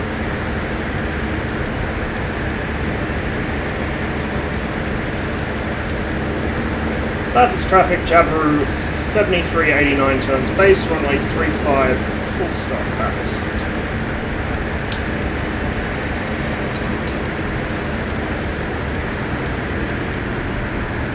And you can tell I haven't done this for a very long time. I got way slow there.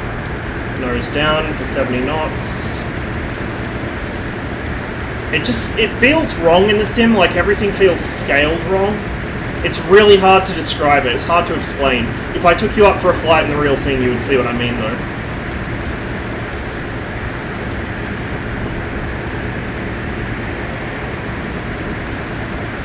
I can't remember what the power setting was for landing either, to be perfectly honest with you. I'm just going to bring it back to like 1700-ish. Bathurst traffic, Jabiru 7389, turns short final runway 35, full stop Bathurst. Getting slow again. More power, nose down for 70 knots. I'm just going to stick with the one stage of flap. I don't need both at this point. I'm not that high, or at least it doesn't feel like I'm that high. 3, 5.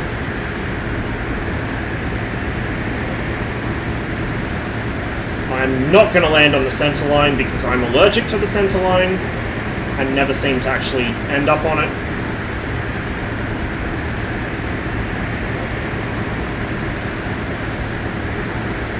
Nose down for 70 knots.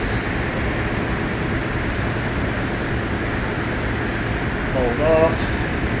Come back on the power. Hold off. Hold off. Hold off.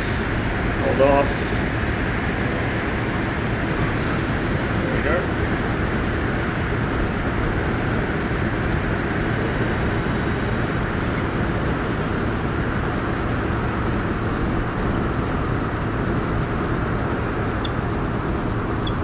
The brakes on this are so much more effective than the real thing. Holy shit.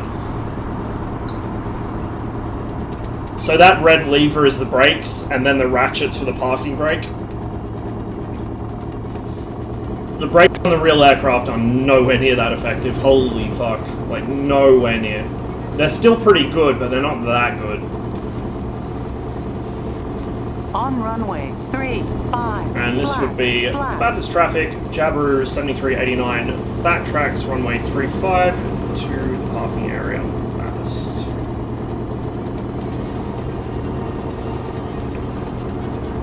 Like I said, I'm on the wrong frequency in game, but I don't know how to adjust the radio in this.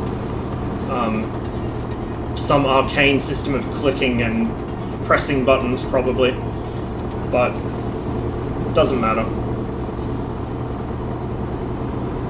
Give her a bit more welly. I do have a bad habit of taxiing a bit fast in real life, which should be a surprise to nobody who's seen me fly in DCS anyway.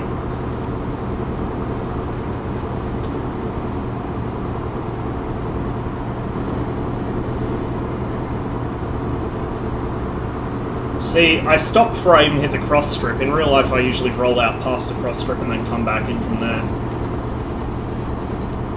And I landed long in this as well, so I don't know, the lift seems a bit questionable. And this is the 160, which has the shorter wings, so it theoretically shouldn't perform as well on short takeoffs and landings as the 170 does.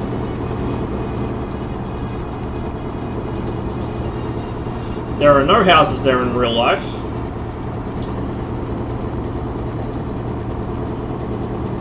The flying club and car park and the main terminal are all about off where my left wing is now. There's a big hangar off the left wing, like where that house is basically, which is where where the flying club's Jabberoo used to live, where the Bristells live now.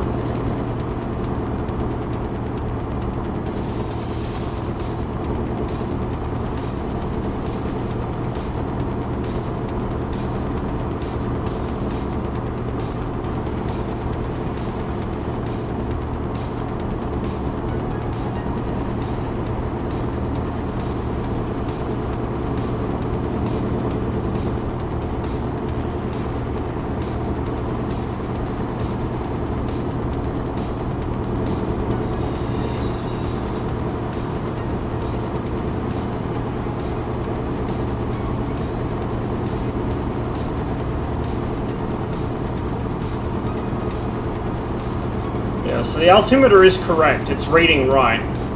It's just that everything in the game looks closer than it should. I guess because of the way the field of view works or something, perhaps. Maybe it would look better if this was in VR, although I don't think FSX supports VR. And obviously I don't have it anyway, so it wouldn't matter. But the scaling just seems off.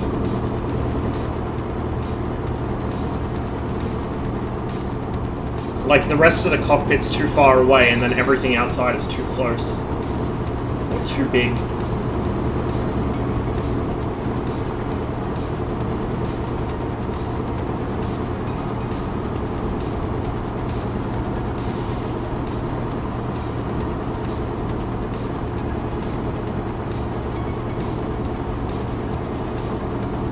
The fuel bowser is not there in real life. The fuel bowser is further up this taxiway, like where that big hangar should be. It's out in front of that.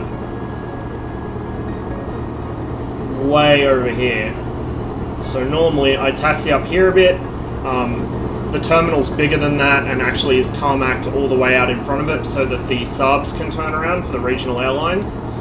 And then the flying club is about, like, off my 2 o'clock. And then just past the flying club a bit further up is the hangar. So I'd be taxiing, like, on asphalt all the way up here. And then usually parking on the grass outside the flying club.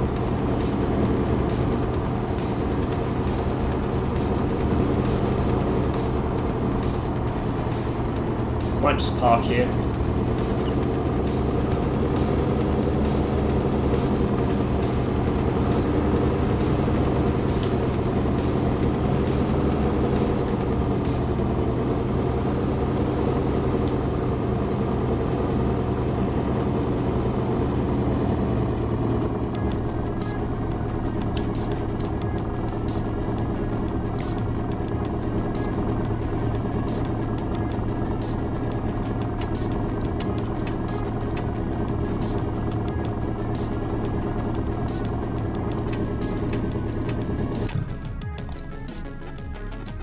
There we go.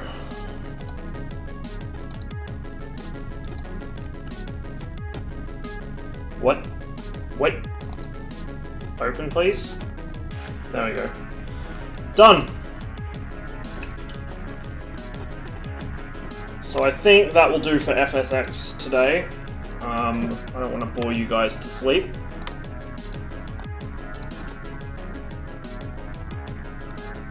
tawny's on, I might see if he's doing some fighting. Combat roll out of the aircraft. If only you could, Max. If only you could. Let me just switch to my DCS scene. And we'll get that fired up.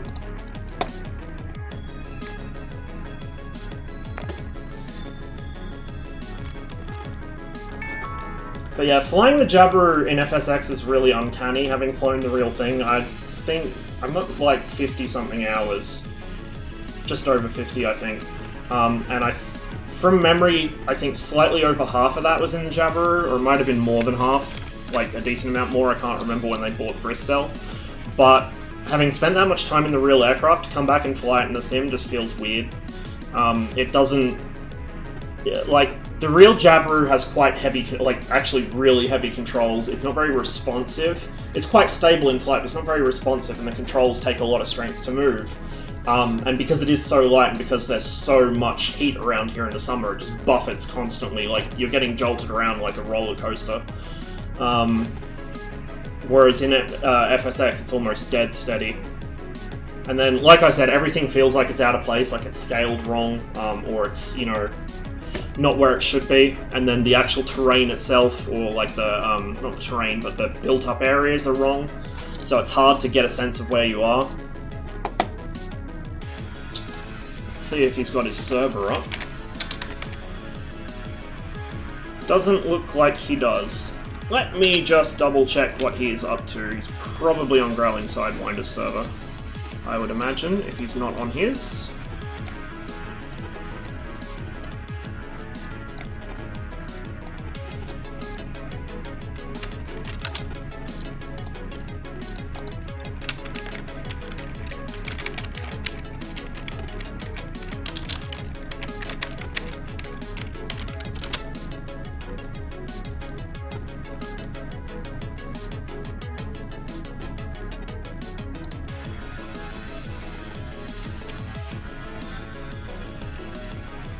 He's in a flanker.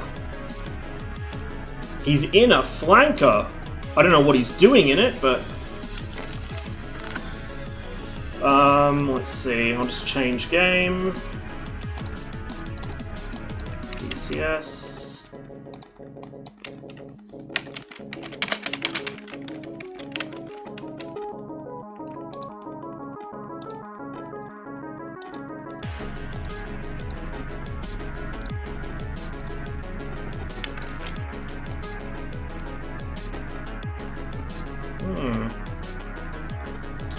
Interesting. Although, I think Growling Sidewinder's still on winter, and it looks like he's flying on summer, so maybe Pom's managed to talk him into playing on DDCS.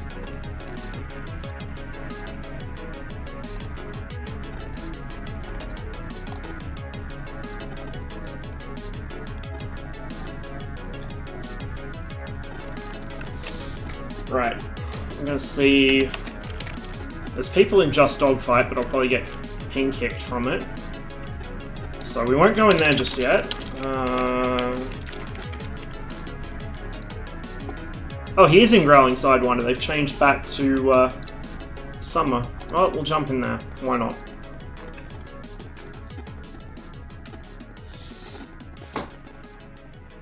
I might take the SU-27 up. Now, the SU-27 specifically, I did rebind to a single throttle, so I can fly that, despite it being twin-engine. I will probably change that back once my throttle's working. I just did it out of frustration the other day, because the Mirage wasn't working out too well for me on DDCS, owing to the radar issues. So we might take the flanker up again today, in which case I might go ahead and change my playlist, I think.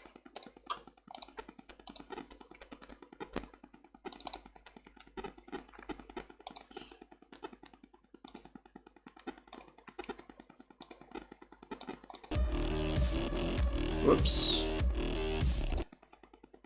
There we go.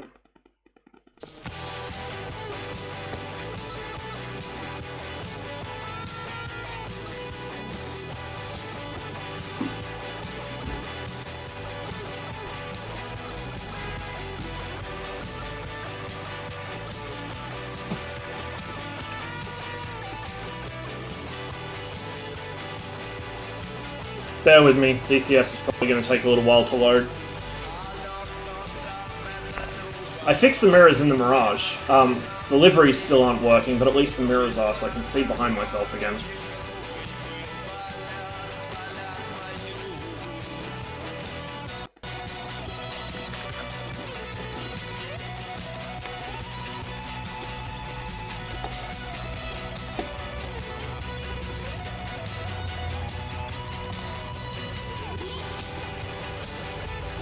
Saviour's in here as well.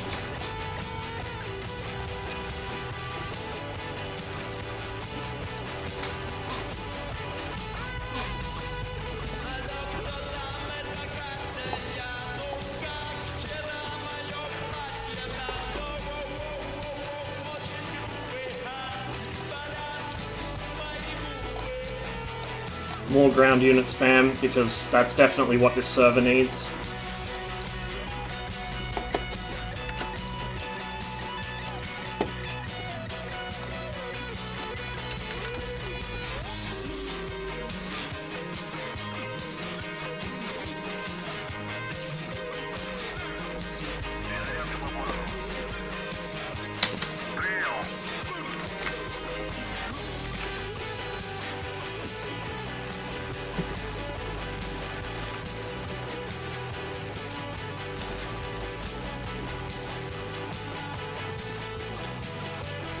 See if I even remember how to fly this thing. It's been a while.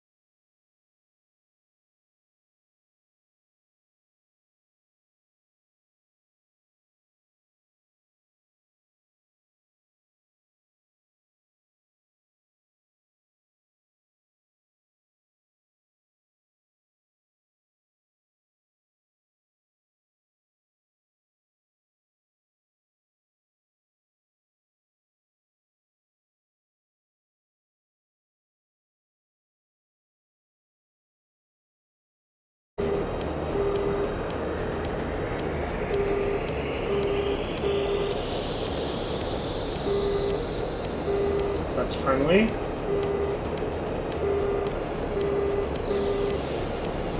If I can remember what my unlock button is bound to.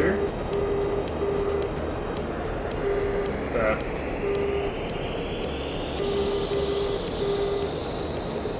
It's the same friendly.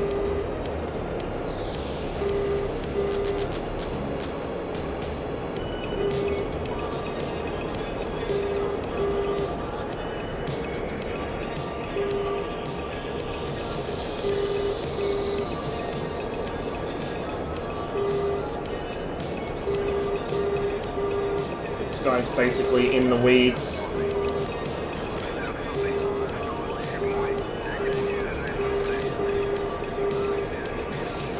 Someone's shooting.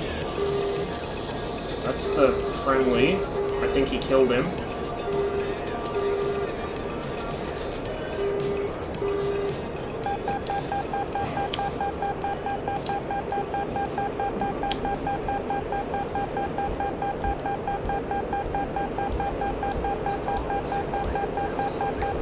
Ah! He was closer than I thought. Should have dodged it. It's probably going to take me a while to get used to this again. And my 27R went straight into, well, 27ER went straight into the ground.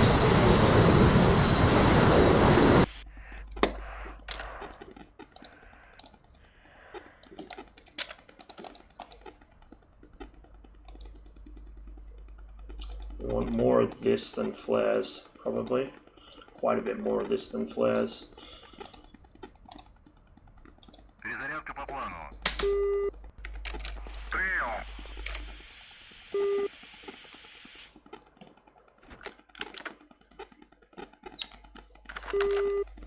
And the music bot's playing up. There are a few things on this playlist it doesn't like playing.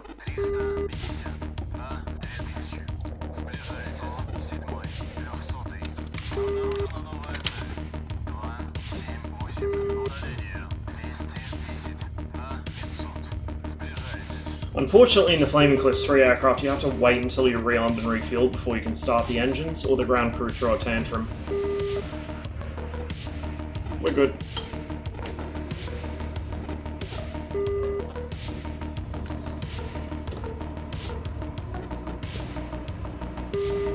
I was a bit too low there. Like, if I was higher, the 27ER might have tracked him, but it wouldn't have mattered anyway, because as soon as I got splashed, it would have lost track.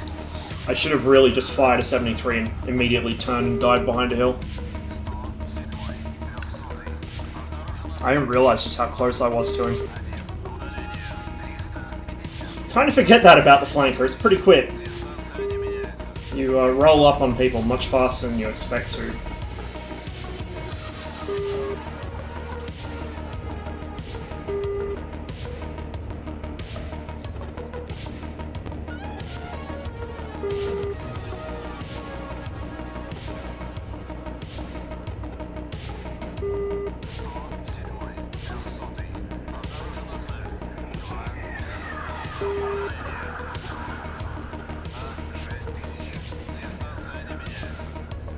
Does the SU-27 have one throttle even though it has two engines? No, it has two. They're separate. It just looks like it's one throttle because it comes out of the, or like because of the way it's arranged. But that's common to a lot of the Soviet twin-engine aircraft. So if you look, the second throttle links up underneath. From memory, the MiG-29 has a similar system. I think the MiG-19 does as well.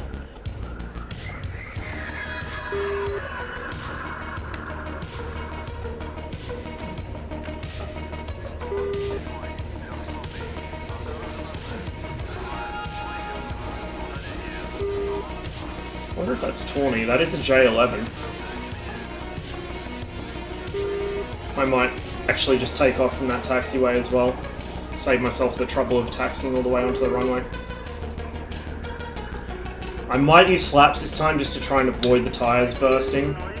But in the real aircraft, like the MiG-29, there are 3 flap positions. Well, actually no, this one is incremental, I think. The MiG-29 has 3.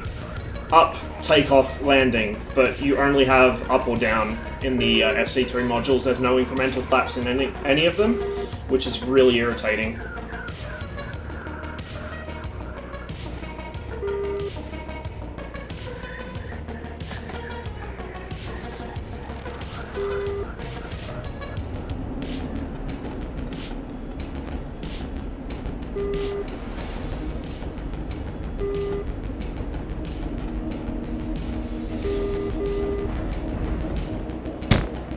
Fucking tires again.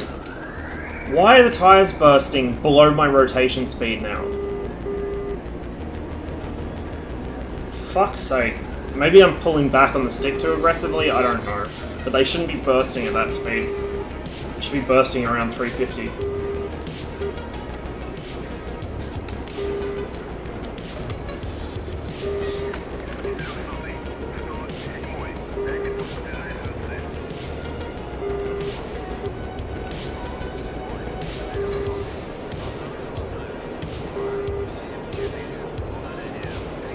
Who is that? That's Tawny off my front right, yeah.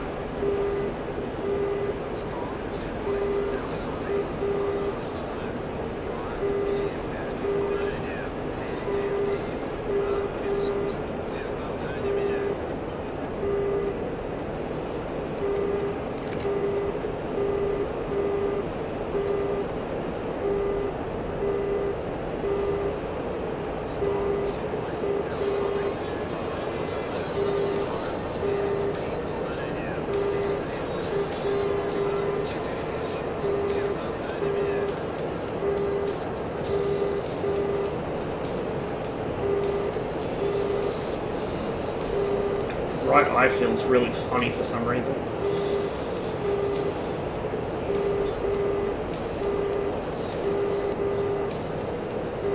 Something spicy going on over that.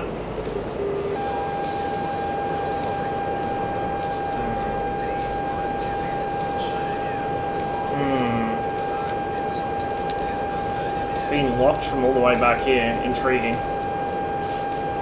That's Tawny.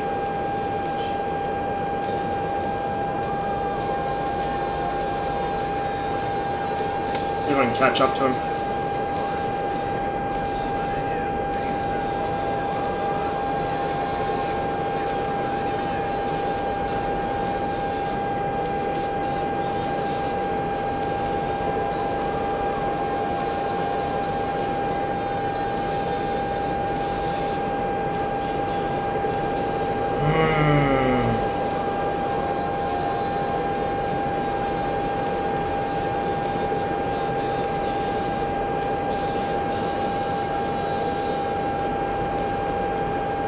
That is going to piss me off so much.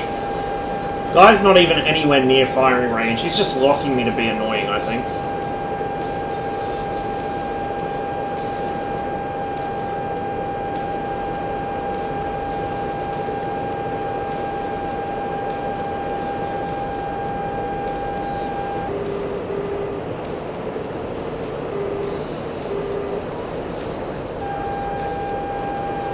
There he goes again.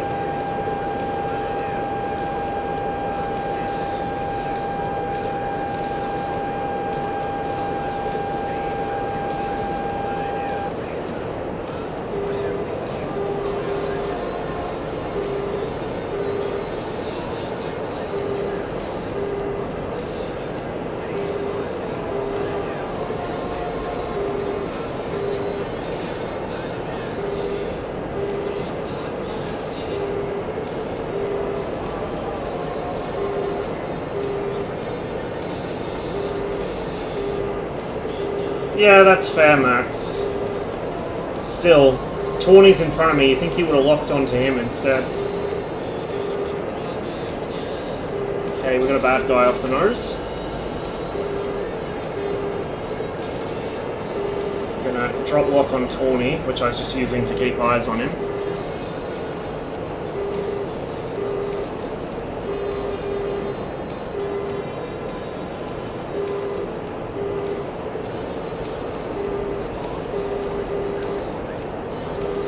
Oh, this guy's up in the fucking moon. Holy shit.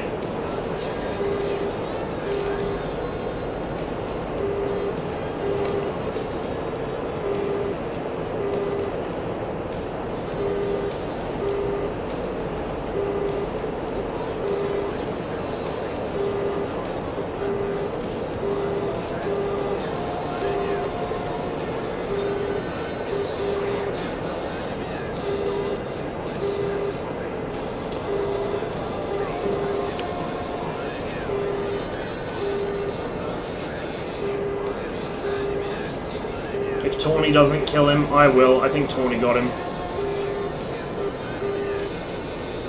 Yeah, he's dead. Did Tawny survive? Looks like it. Our next contact is on the deck.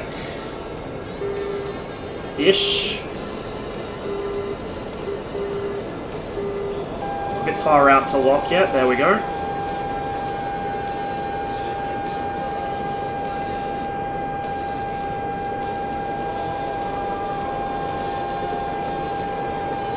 Give him a posturing shot. I'm not expecting this to hit, it's just to try and force him defensive. Buy me some time to maneuver. I should probably come out of burner, I just realised I've been wasting fuel this whole time. Yep, he's turned cold, which is exactly what I wanted him to do. Too far away for an ET, but that's okay. We'll press him a little. Gotta admit, I actually like the gun sight for the 27 and MiG-29. I like the gun pipper, I hate the gun funnel. I like the HUD design in general. There are a few things I would change. Like, I'd add a velocity, or a... not velocity, a fucking, yeah, total velocity vector. You know, the little bird that tells you where the plane's going. I'd add one of those. I'd add a pitch ladder of some sort, like maybe a really minimalist one, but yeah. In general, I like the way that the HUD's designed. There are just certain aspects of it I'm not a fan of. We'll press him with another 27 ER. Oh, right in time for the meme song. He's probably going into a valley, so I don't think there's a... oh, no. If he goes into a valley, we might lose him. And there we go.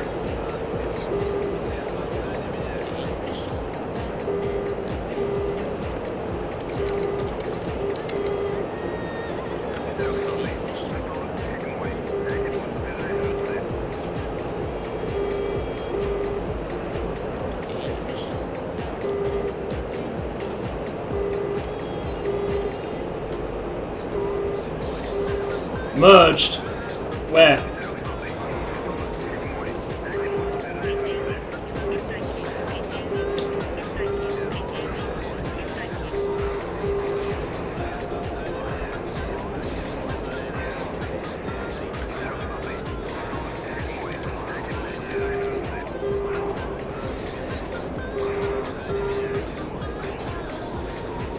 Clean? Really?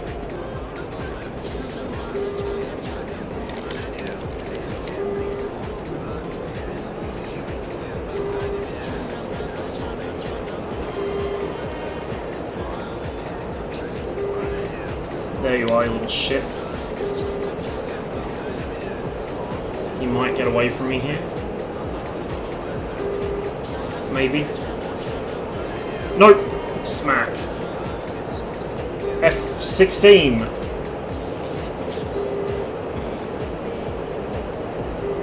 I'm not gonna get greedy. I'm gonna RTB for more missiles. I'm down to 1 ET and 73s. You can make that work, but you need to be a better pilot than me to do it. So we're gonna RTB.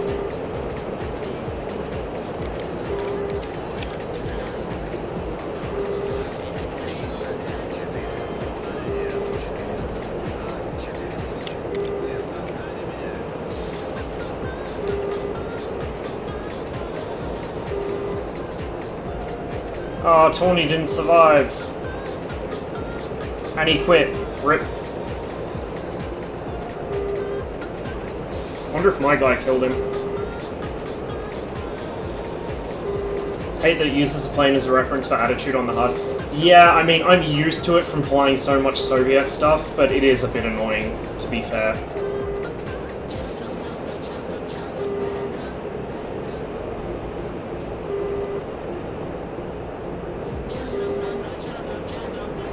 I mean...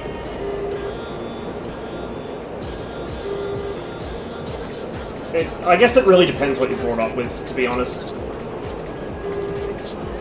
It's probably one of those things which is kind of like quasi-cultural, in that it's just what a lot of Russian pilots are used to, so it doesn't even occur to them that there's another way. Hey, Palm. Yeah, I don't know if you missed me saying it, but I did rebind to a single throttle on this plane specifically for DDCS the other day. I just killed somebody.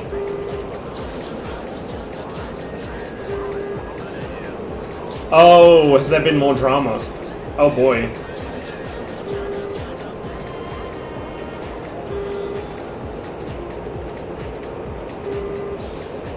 I mean, it is bad, but also this isn't a full fidelity aircraft, so... And I can start both engines simultaneously on this, unlike basically everything else.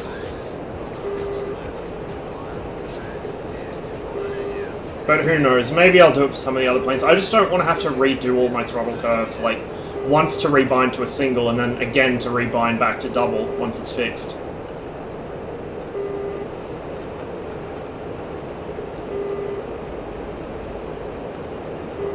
Exiles form their own tribe and gathering spot. It's not doing so hot. Oof. Ouch and owie.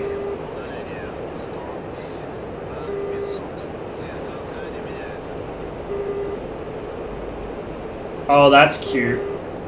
That's really cute.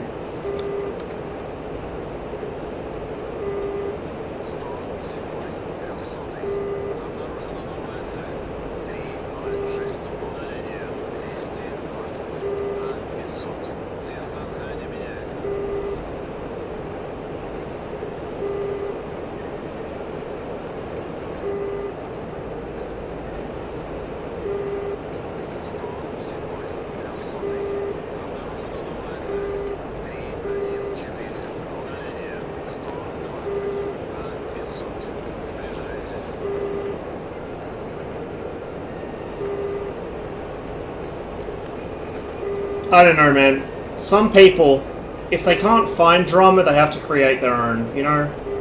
I don't get it. I mean, I'm the kind of person that will very vocally complain if I don't like something, but some people just take it too far. Way too far.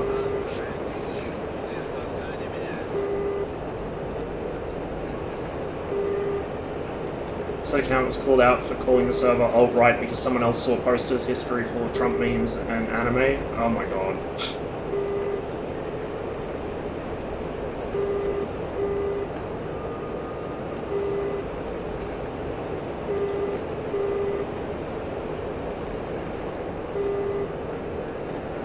Oh, I just remembered, I have no tires. This could be a very interesting landing.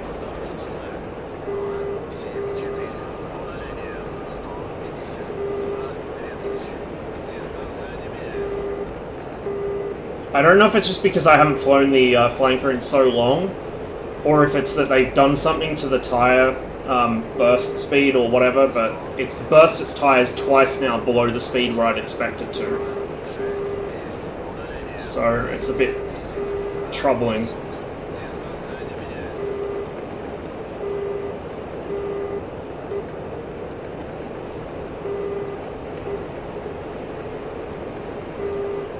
Oh, Tawny's back in.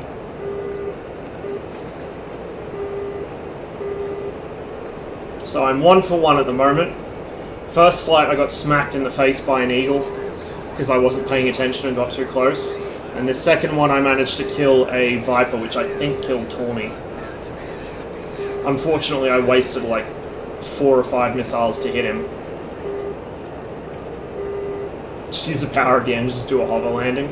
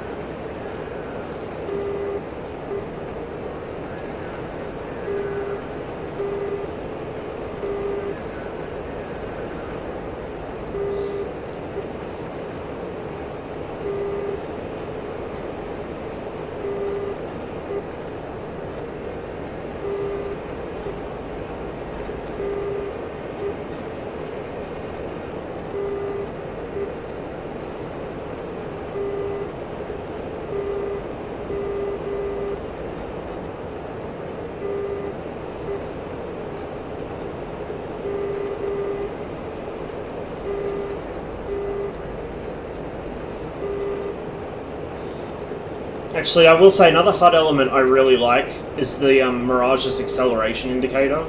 If you took the velocity vector, the acceleration indicator off the Mirage and added a pitch ladder to this HUD, it would be really good.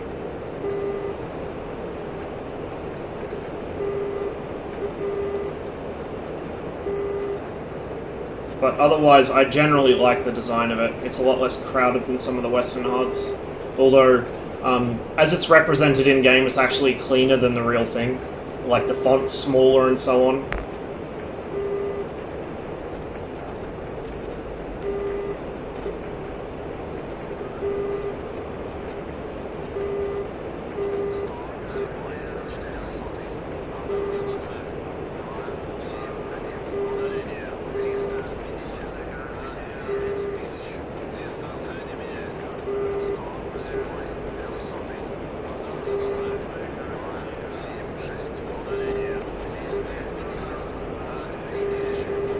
We're going to be in for a very long refuel, unfortunately, because I was on the burners for a fair bit that flight.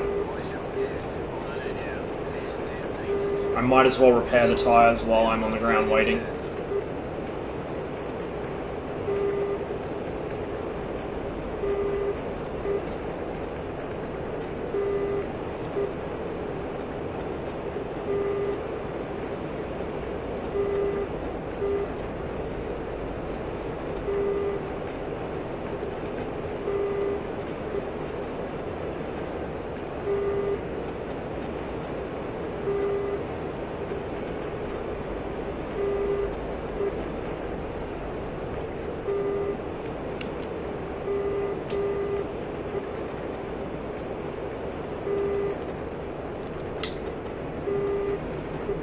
I gotta do some rebinding on this, switch the air brake around.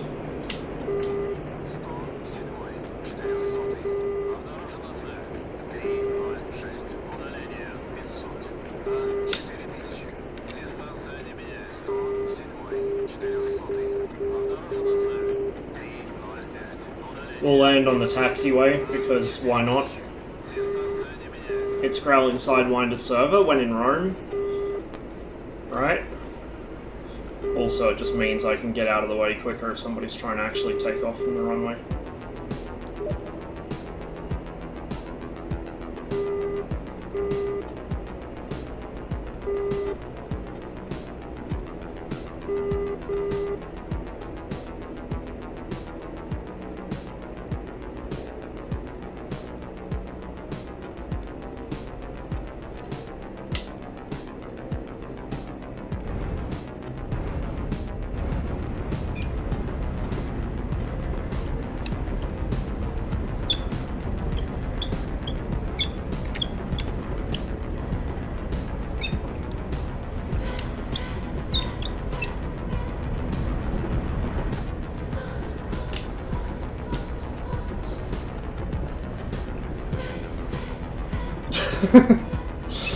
Man, I can't even aerial refuel without fucking something up. I can't imagine what it would be like if I tried to do an aerial rearming. Other than absolutely hideous.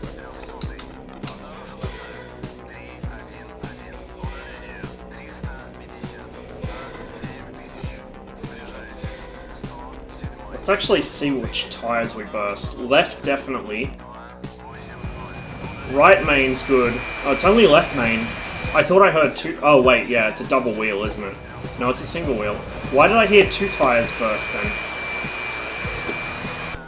Fuck.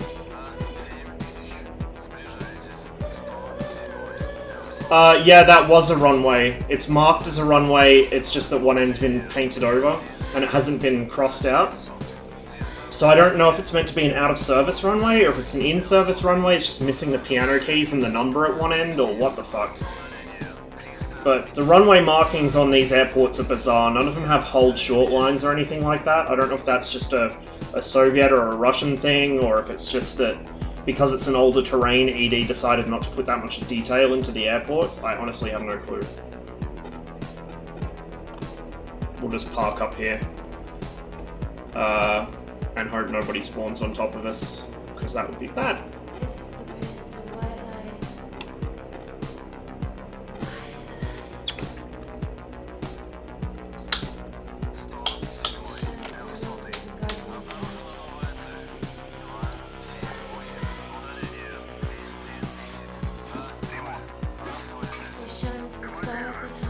Gotta wait for the engines to spool down fully.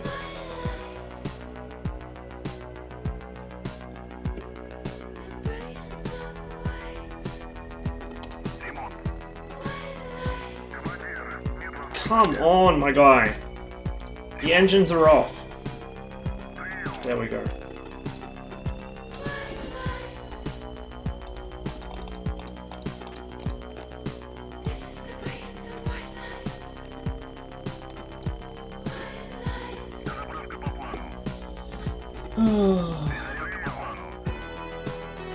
Don't know how long I'm going to be streaming for today. I'm starting to feel a headache coming on.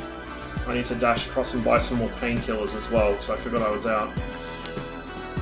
For those who weren't here earlier in the stream, today will be the last stream for a little while. I'm going away to visit friends tomorrow, so I'll be gone for 2 days minimum. I might be gone for up to a week. Probably not a week, but like between 2 and 5 days most likely. And I'm hoping when I get back my PC still works, because I seem to have the problem recently if I go away from home for more than a couple days, the PC shits the bed when I get back. I don't know why.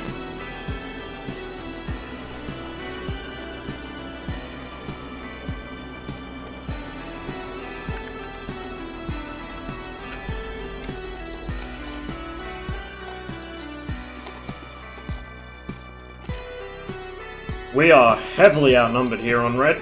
Oh, Nuts is in here too. Nice. If I knew how to Rio, I'd Rio for him. Where are they flying from? They must be up north, maybe. Whoop.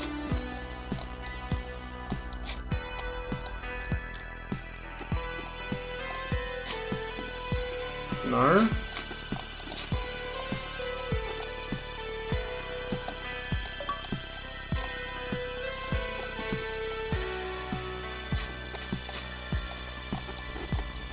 Don't know where they are. Oh, here we go. Here they are.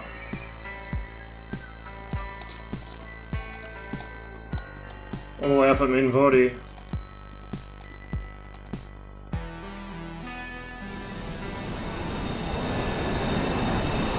Both in Tomcats.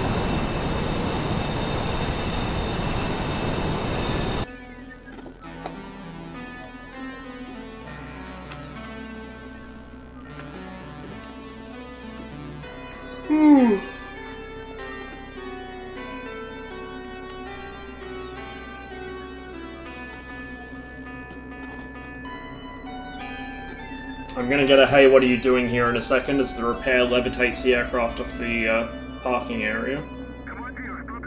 There we go. What are you doing?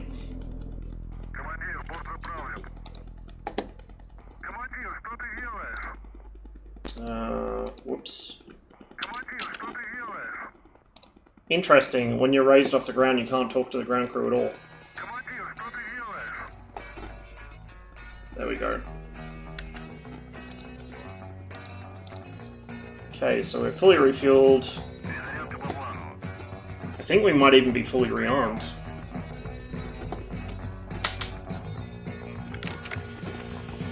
Yeah, we are.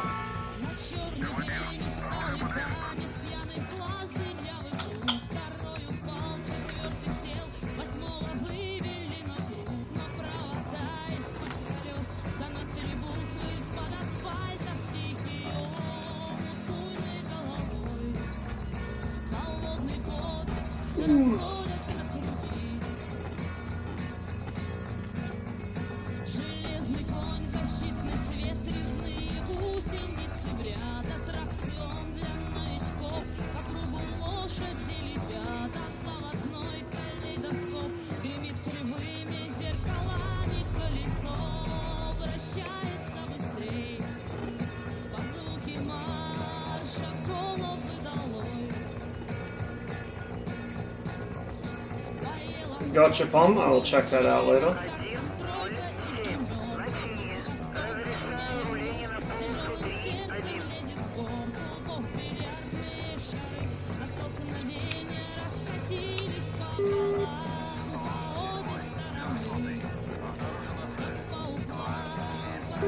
when they changed some of the sounds recently, I think it was when the Viper came out, the air brakes sound different. The engines on this sound different from the interior of the aircraft, and you don't hear the hiss of the brakes anymore. And because the brake lever on the stick isn't animated, you can't tell that you're actually fucking using them. Which makes it a little scary at times when taxiing.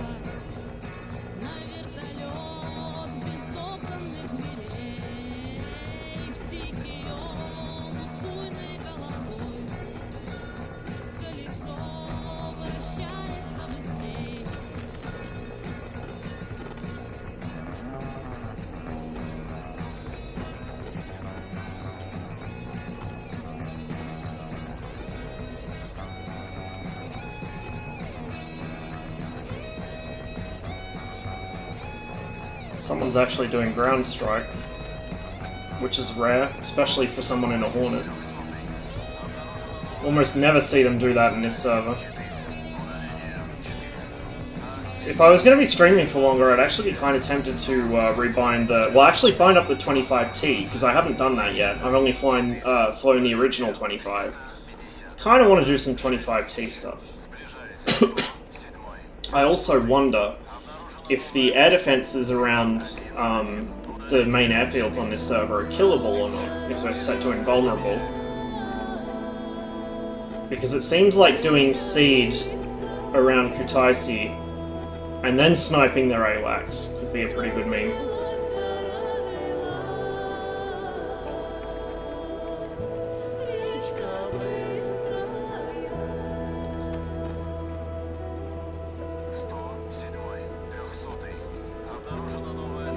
I want a MiG-27 now. I like, the 23 is obviously my main thing I want, but I would not say no to a 27.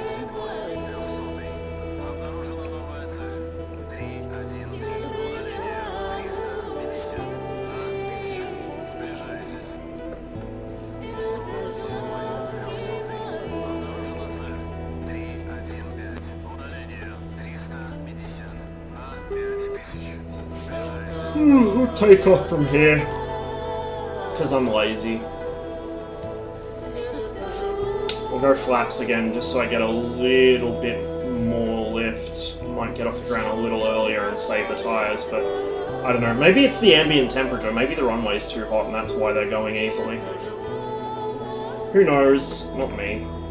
Oh, before I forget, reset trim. That could have been very unpleasant.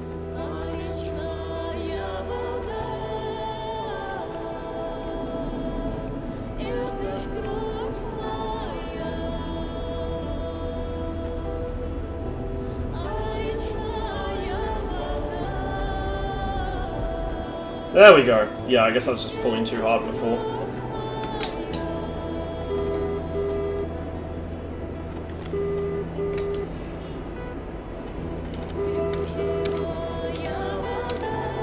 Looks like everyone's over the North Caucasus at the moment, which is interesting. Very much not the norm on this server.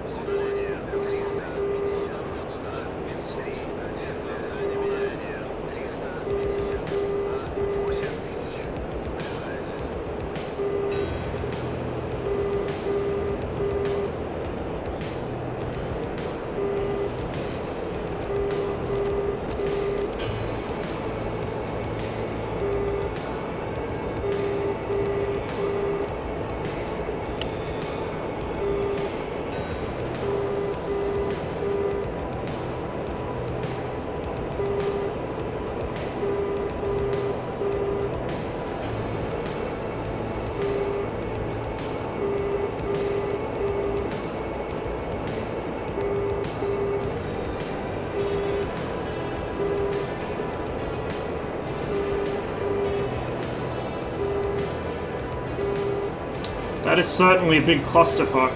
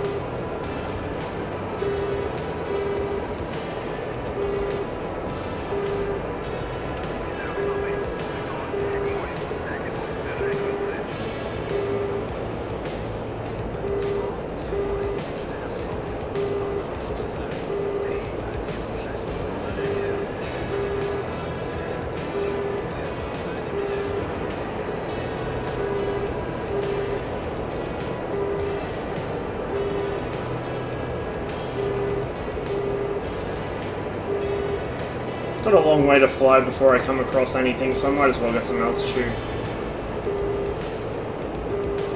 Even though I got fuel for days, as soon as I get into combat I'm going to be burning through it pretty quickly, so may as well climb.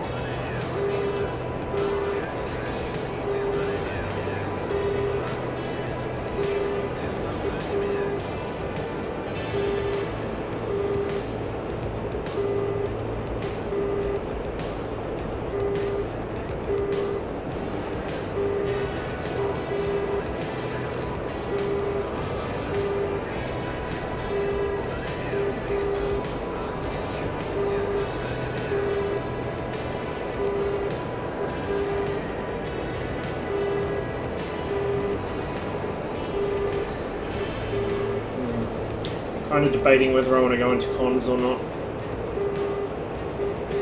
Yeah, fuck it.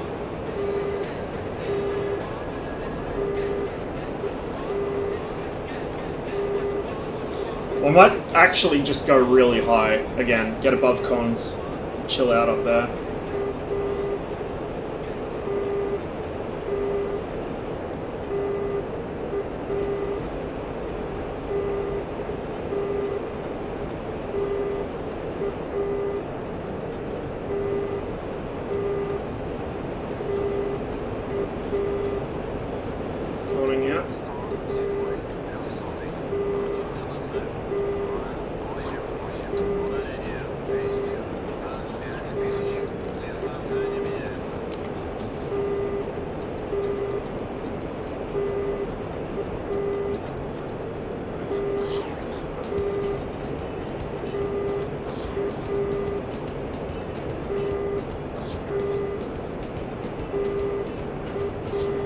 Now we are.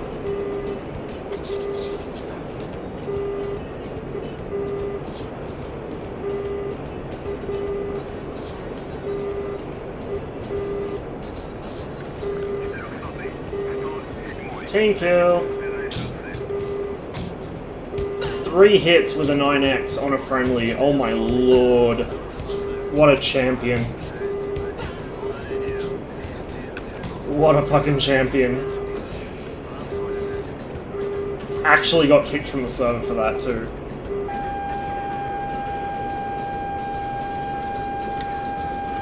God, my nose is locking me.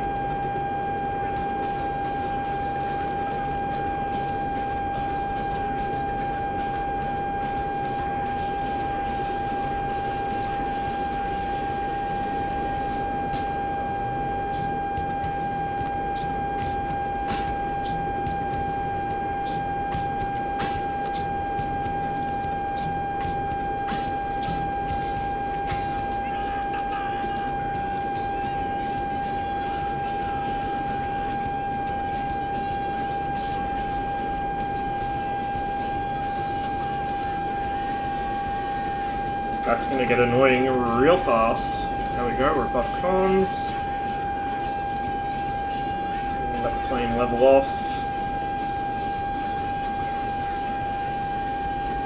Get some speed back.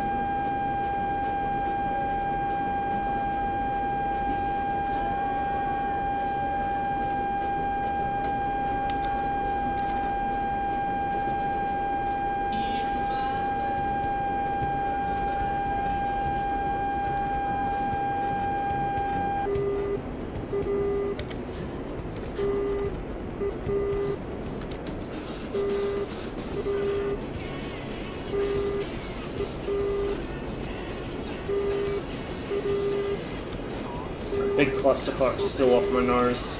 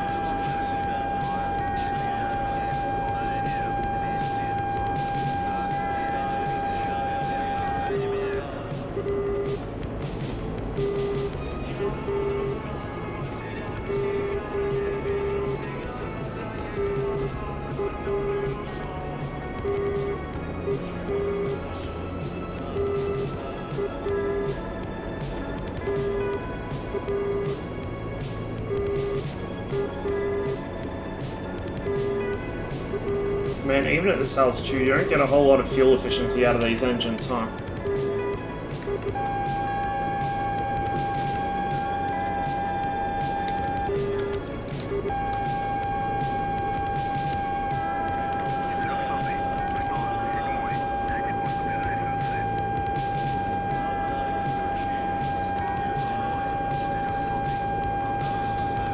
Old mate disappeared into a valley, I think.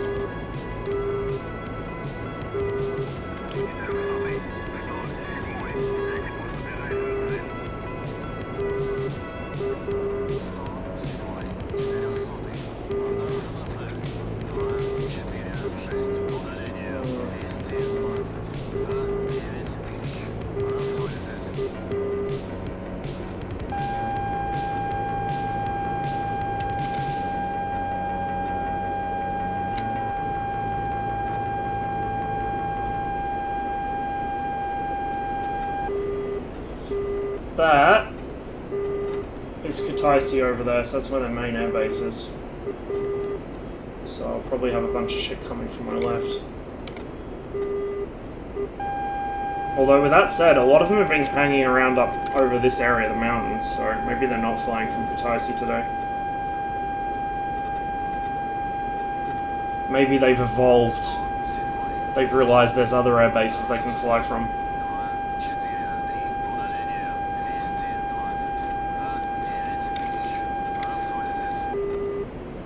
That's the air defense at Kutaisi that's locking me now.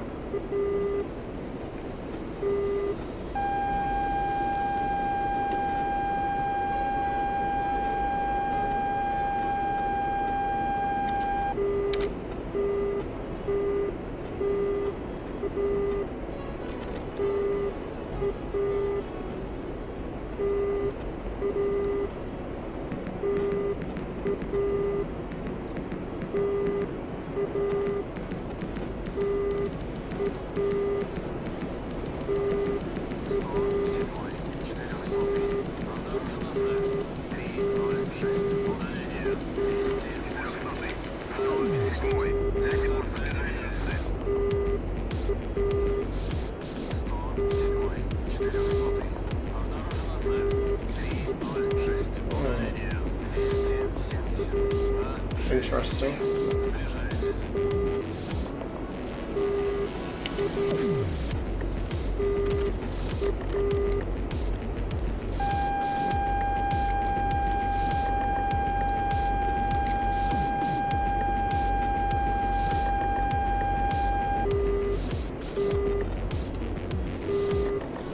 Might go for this guy off my right.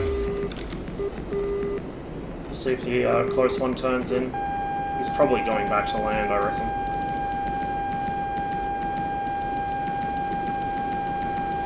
And the advantage of going up this way means that I will have some friendly airfields to land at when I inevitably run out of fuel.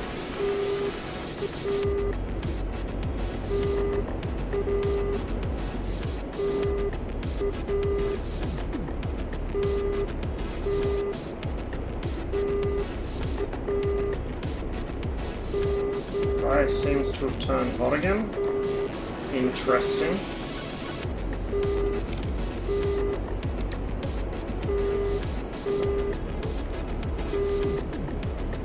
Maybe I'll stay on him then.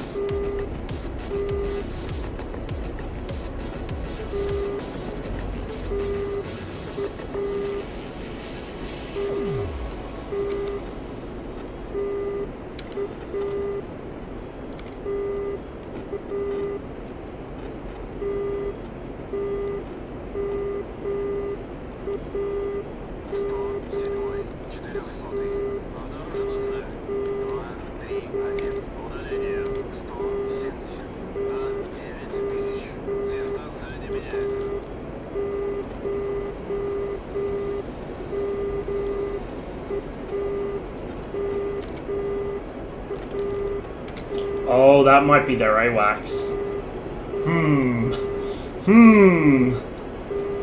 I wonder if I can get away with it. How's my fuel state? Tolerable. Not great, but it works.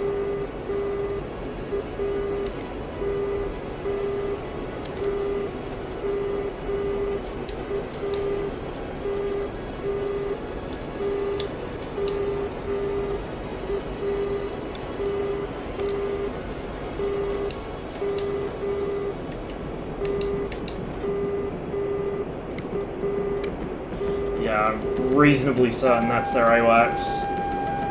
Their air defense is firing on me though, so...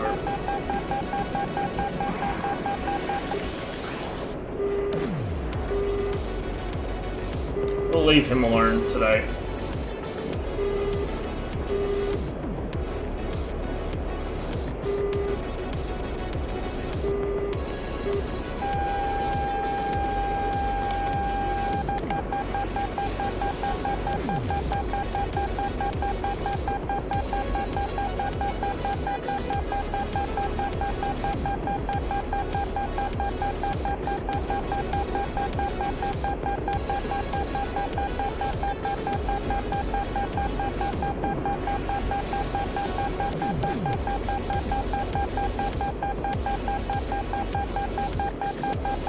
Oh, the missiles are showing up on my data link. Nice.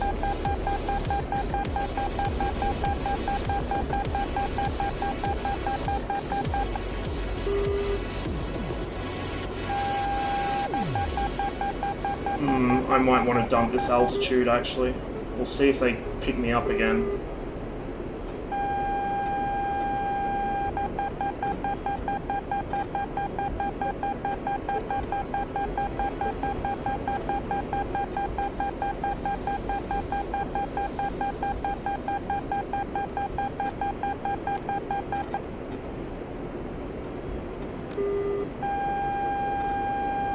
Oops, it's 12:30 again.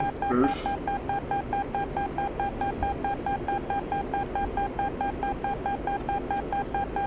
I think I can outrun these. I guess we'll find out pretty quickly.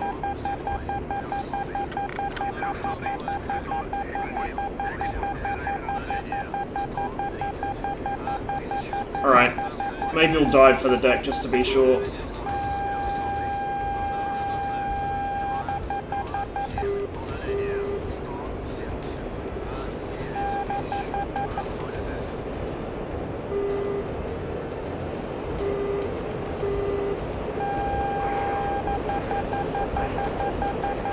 Fuck, how much speed do those things have?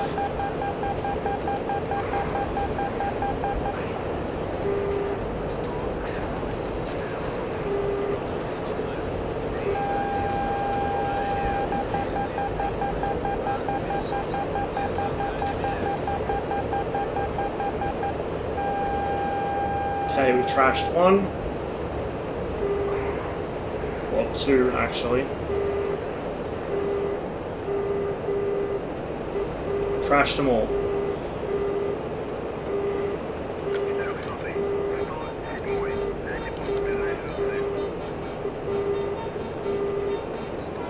Come off the power a bit.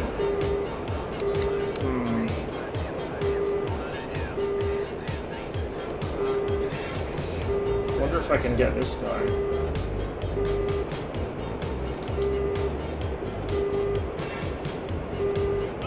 I think that's outgoing from Kutaisi.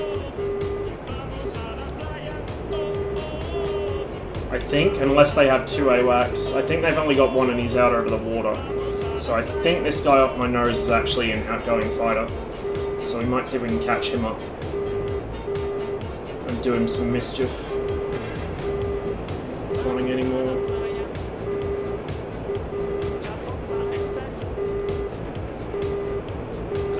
Definitely noticed me.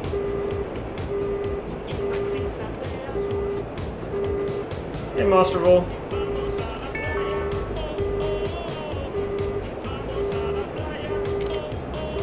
Well, he disappeared.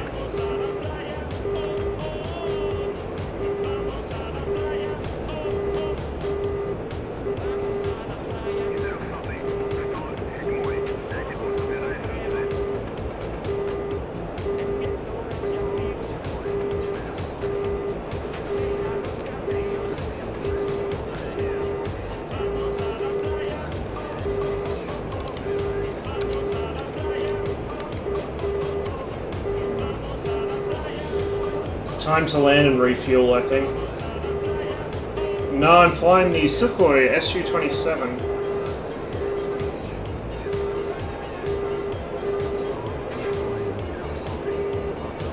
184 for 90.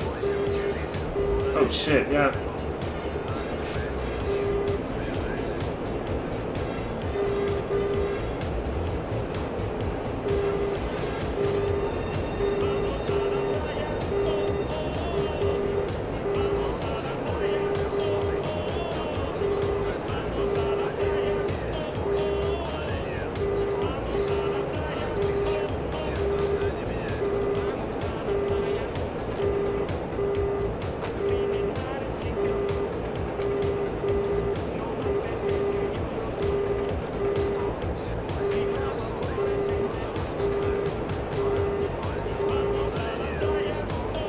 Somebody turned their jammer on. That's cute.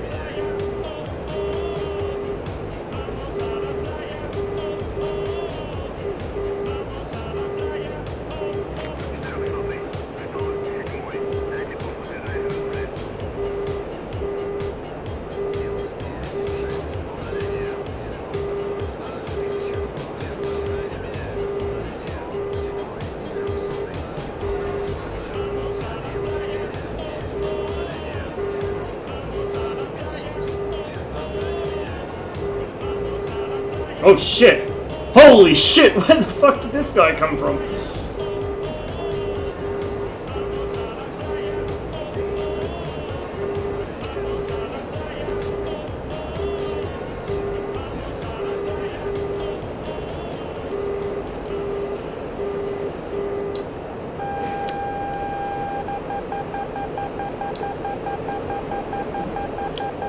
Their air defense is firing on me.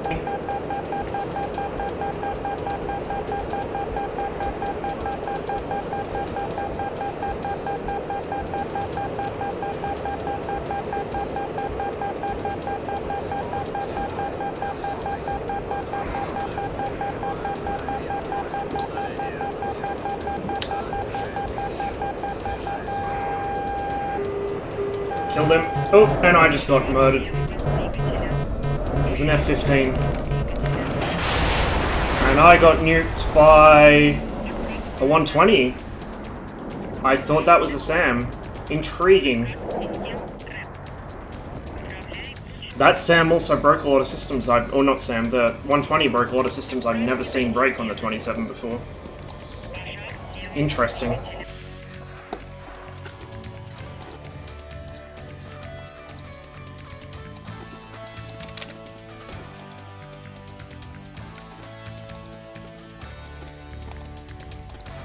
Перезарядка по плану. Прием.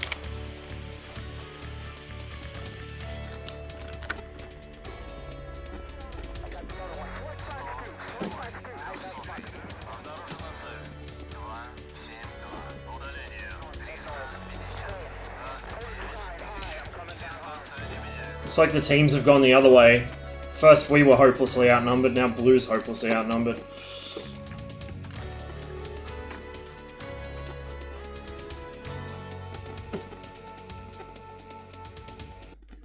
I think this might be my last flight for the evening. Покоренных однажды небесных вершин, по ступеням обугленным на землю сходим под прицельные залпы наветов и лжи. Мы уходим, уходим, уходим, уходим, прощайте горы вам детей, кем были мы в краю далеком, пускай не судит. Come on, start up. Let's go. Might have trouble finding a target, there's so few Blues on at the moment.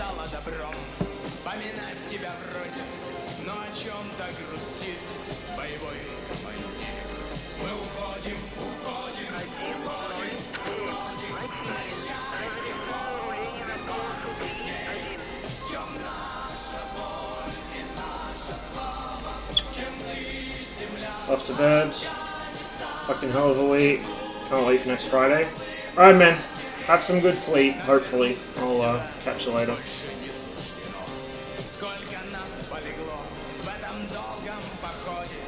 And hopefully your next week is an improvement over this one.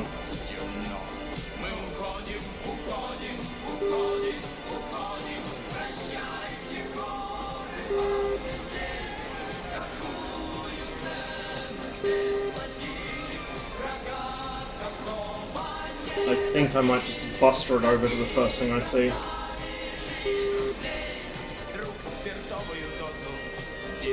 So we're 2 for 2 at the moment.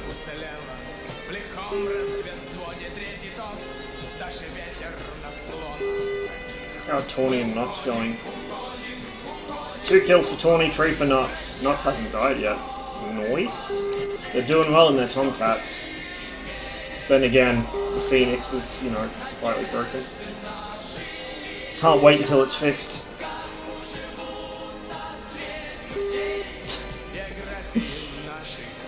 I mean, you could probably make the argument with fair validity that I've always been a seagull.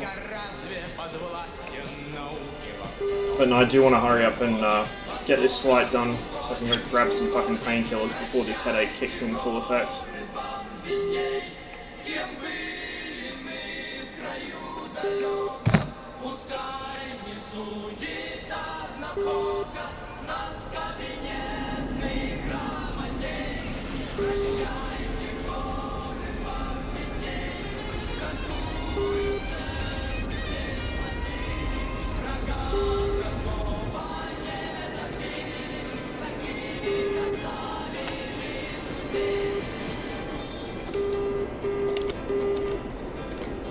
Okay, that's a bunch of shit off the left. Good.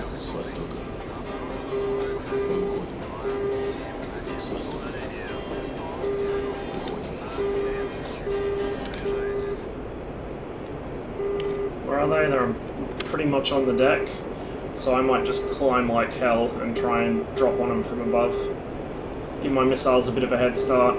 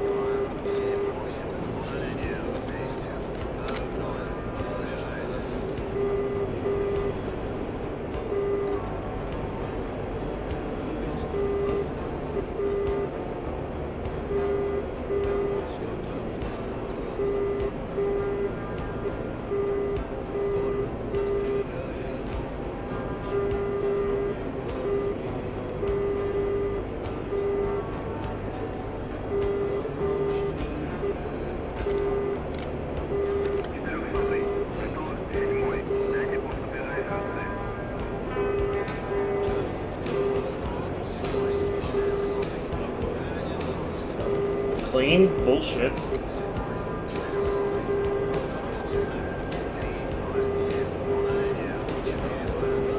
Got a little more altitude, I think.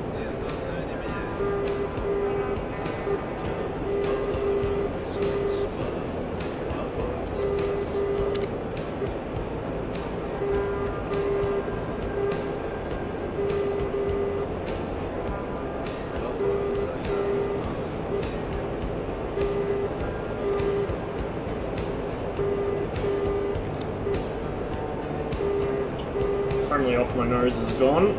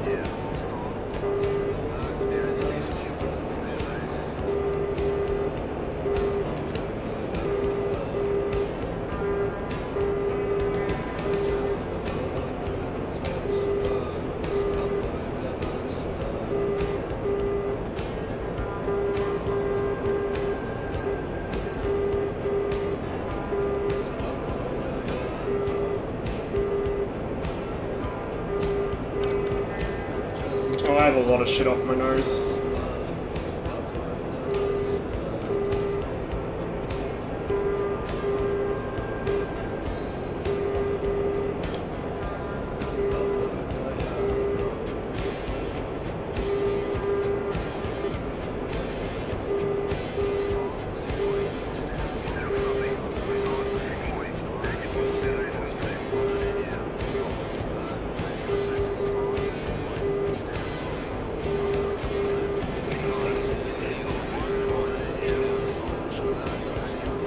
Climbing up to match my altitude.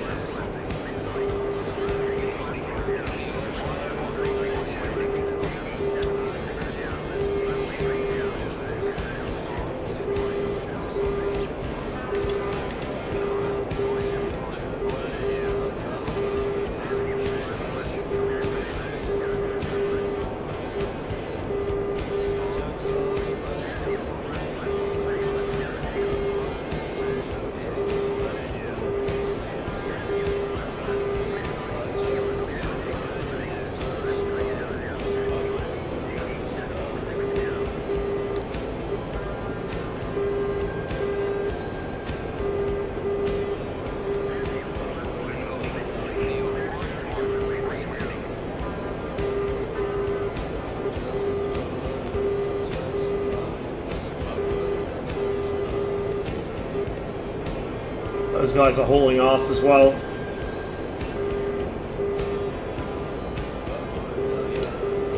See if we can force them to turn away with that.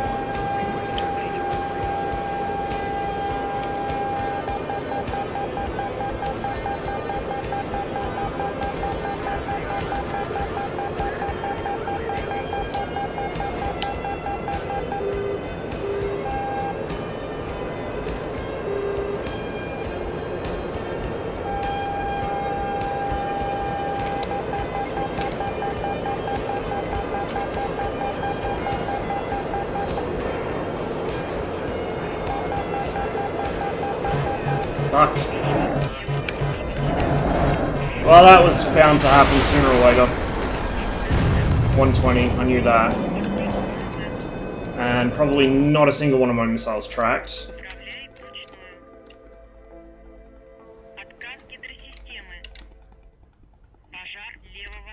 I probably fired too far out. Oh well, that is me done for the evening. So I'm going to pass you guys along to someone else. I'll probably send you to Tawny. I think he's going to be going for a little while longer. And I will see you guys in anything between probably 3 to 7 days. For those that missed it earlier, I'm going away for a little while. I'm going to be visiting some friends and family.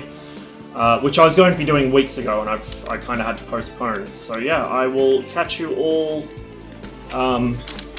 sometime next week.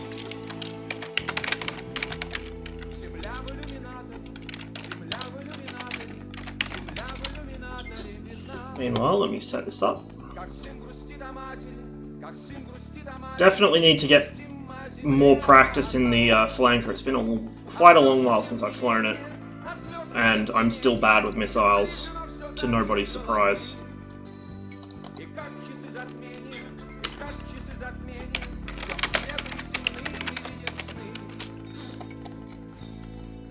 Alrighty, there we go. I'm going to send you guys over to Tawny. He's playing on the same server I was. He's flying the Tomcat with Nuts as his wingman. So yeah, enjoy yourselves, have a good evening or whatever time it is in your time zone, and I'll catch you next time.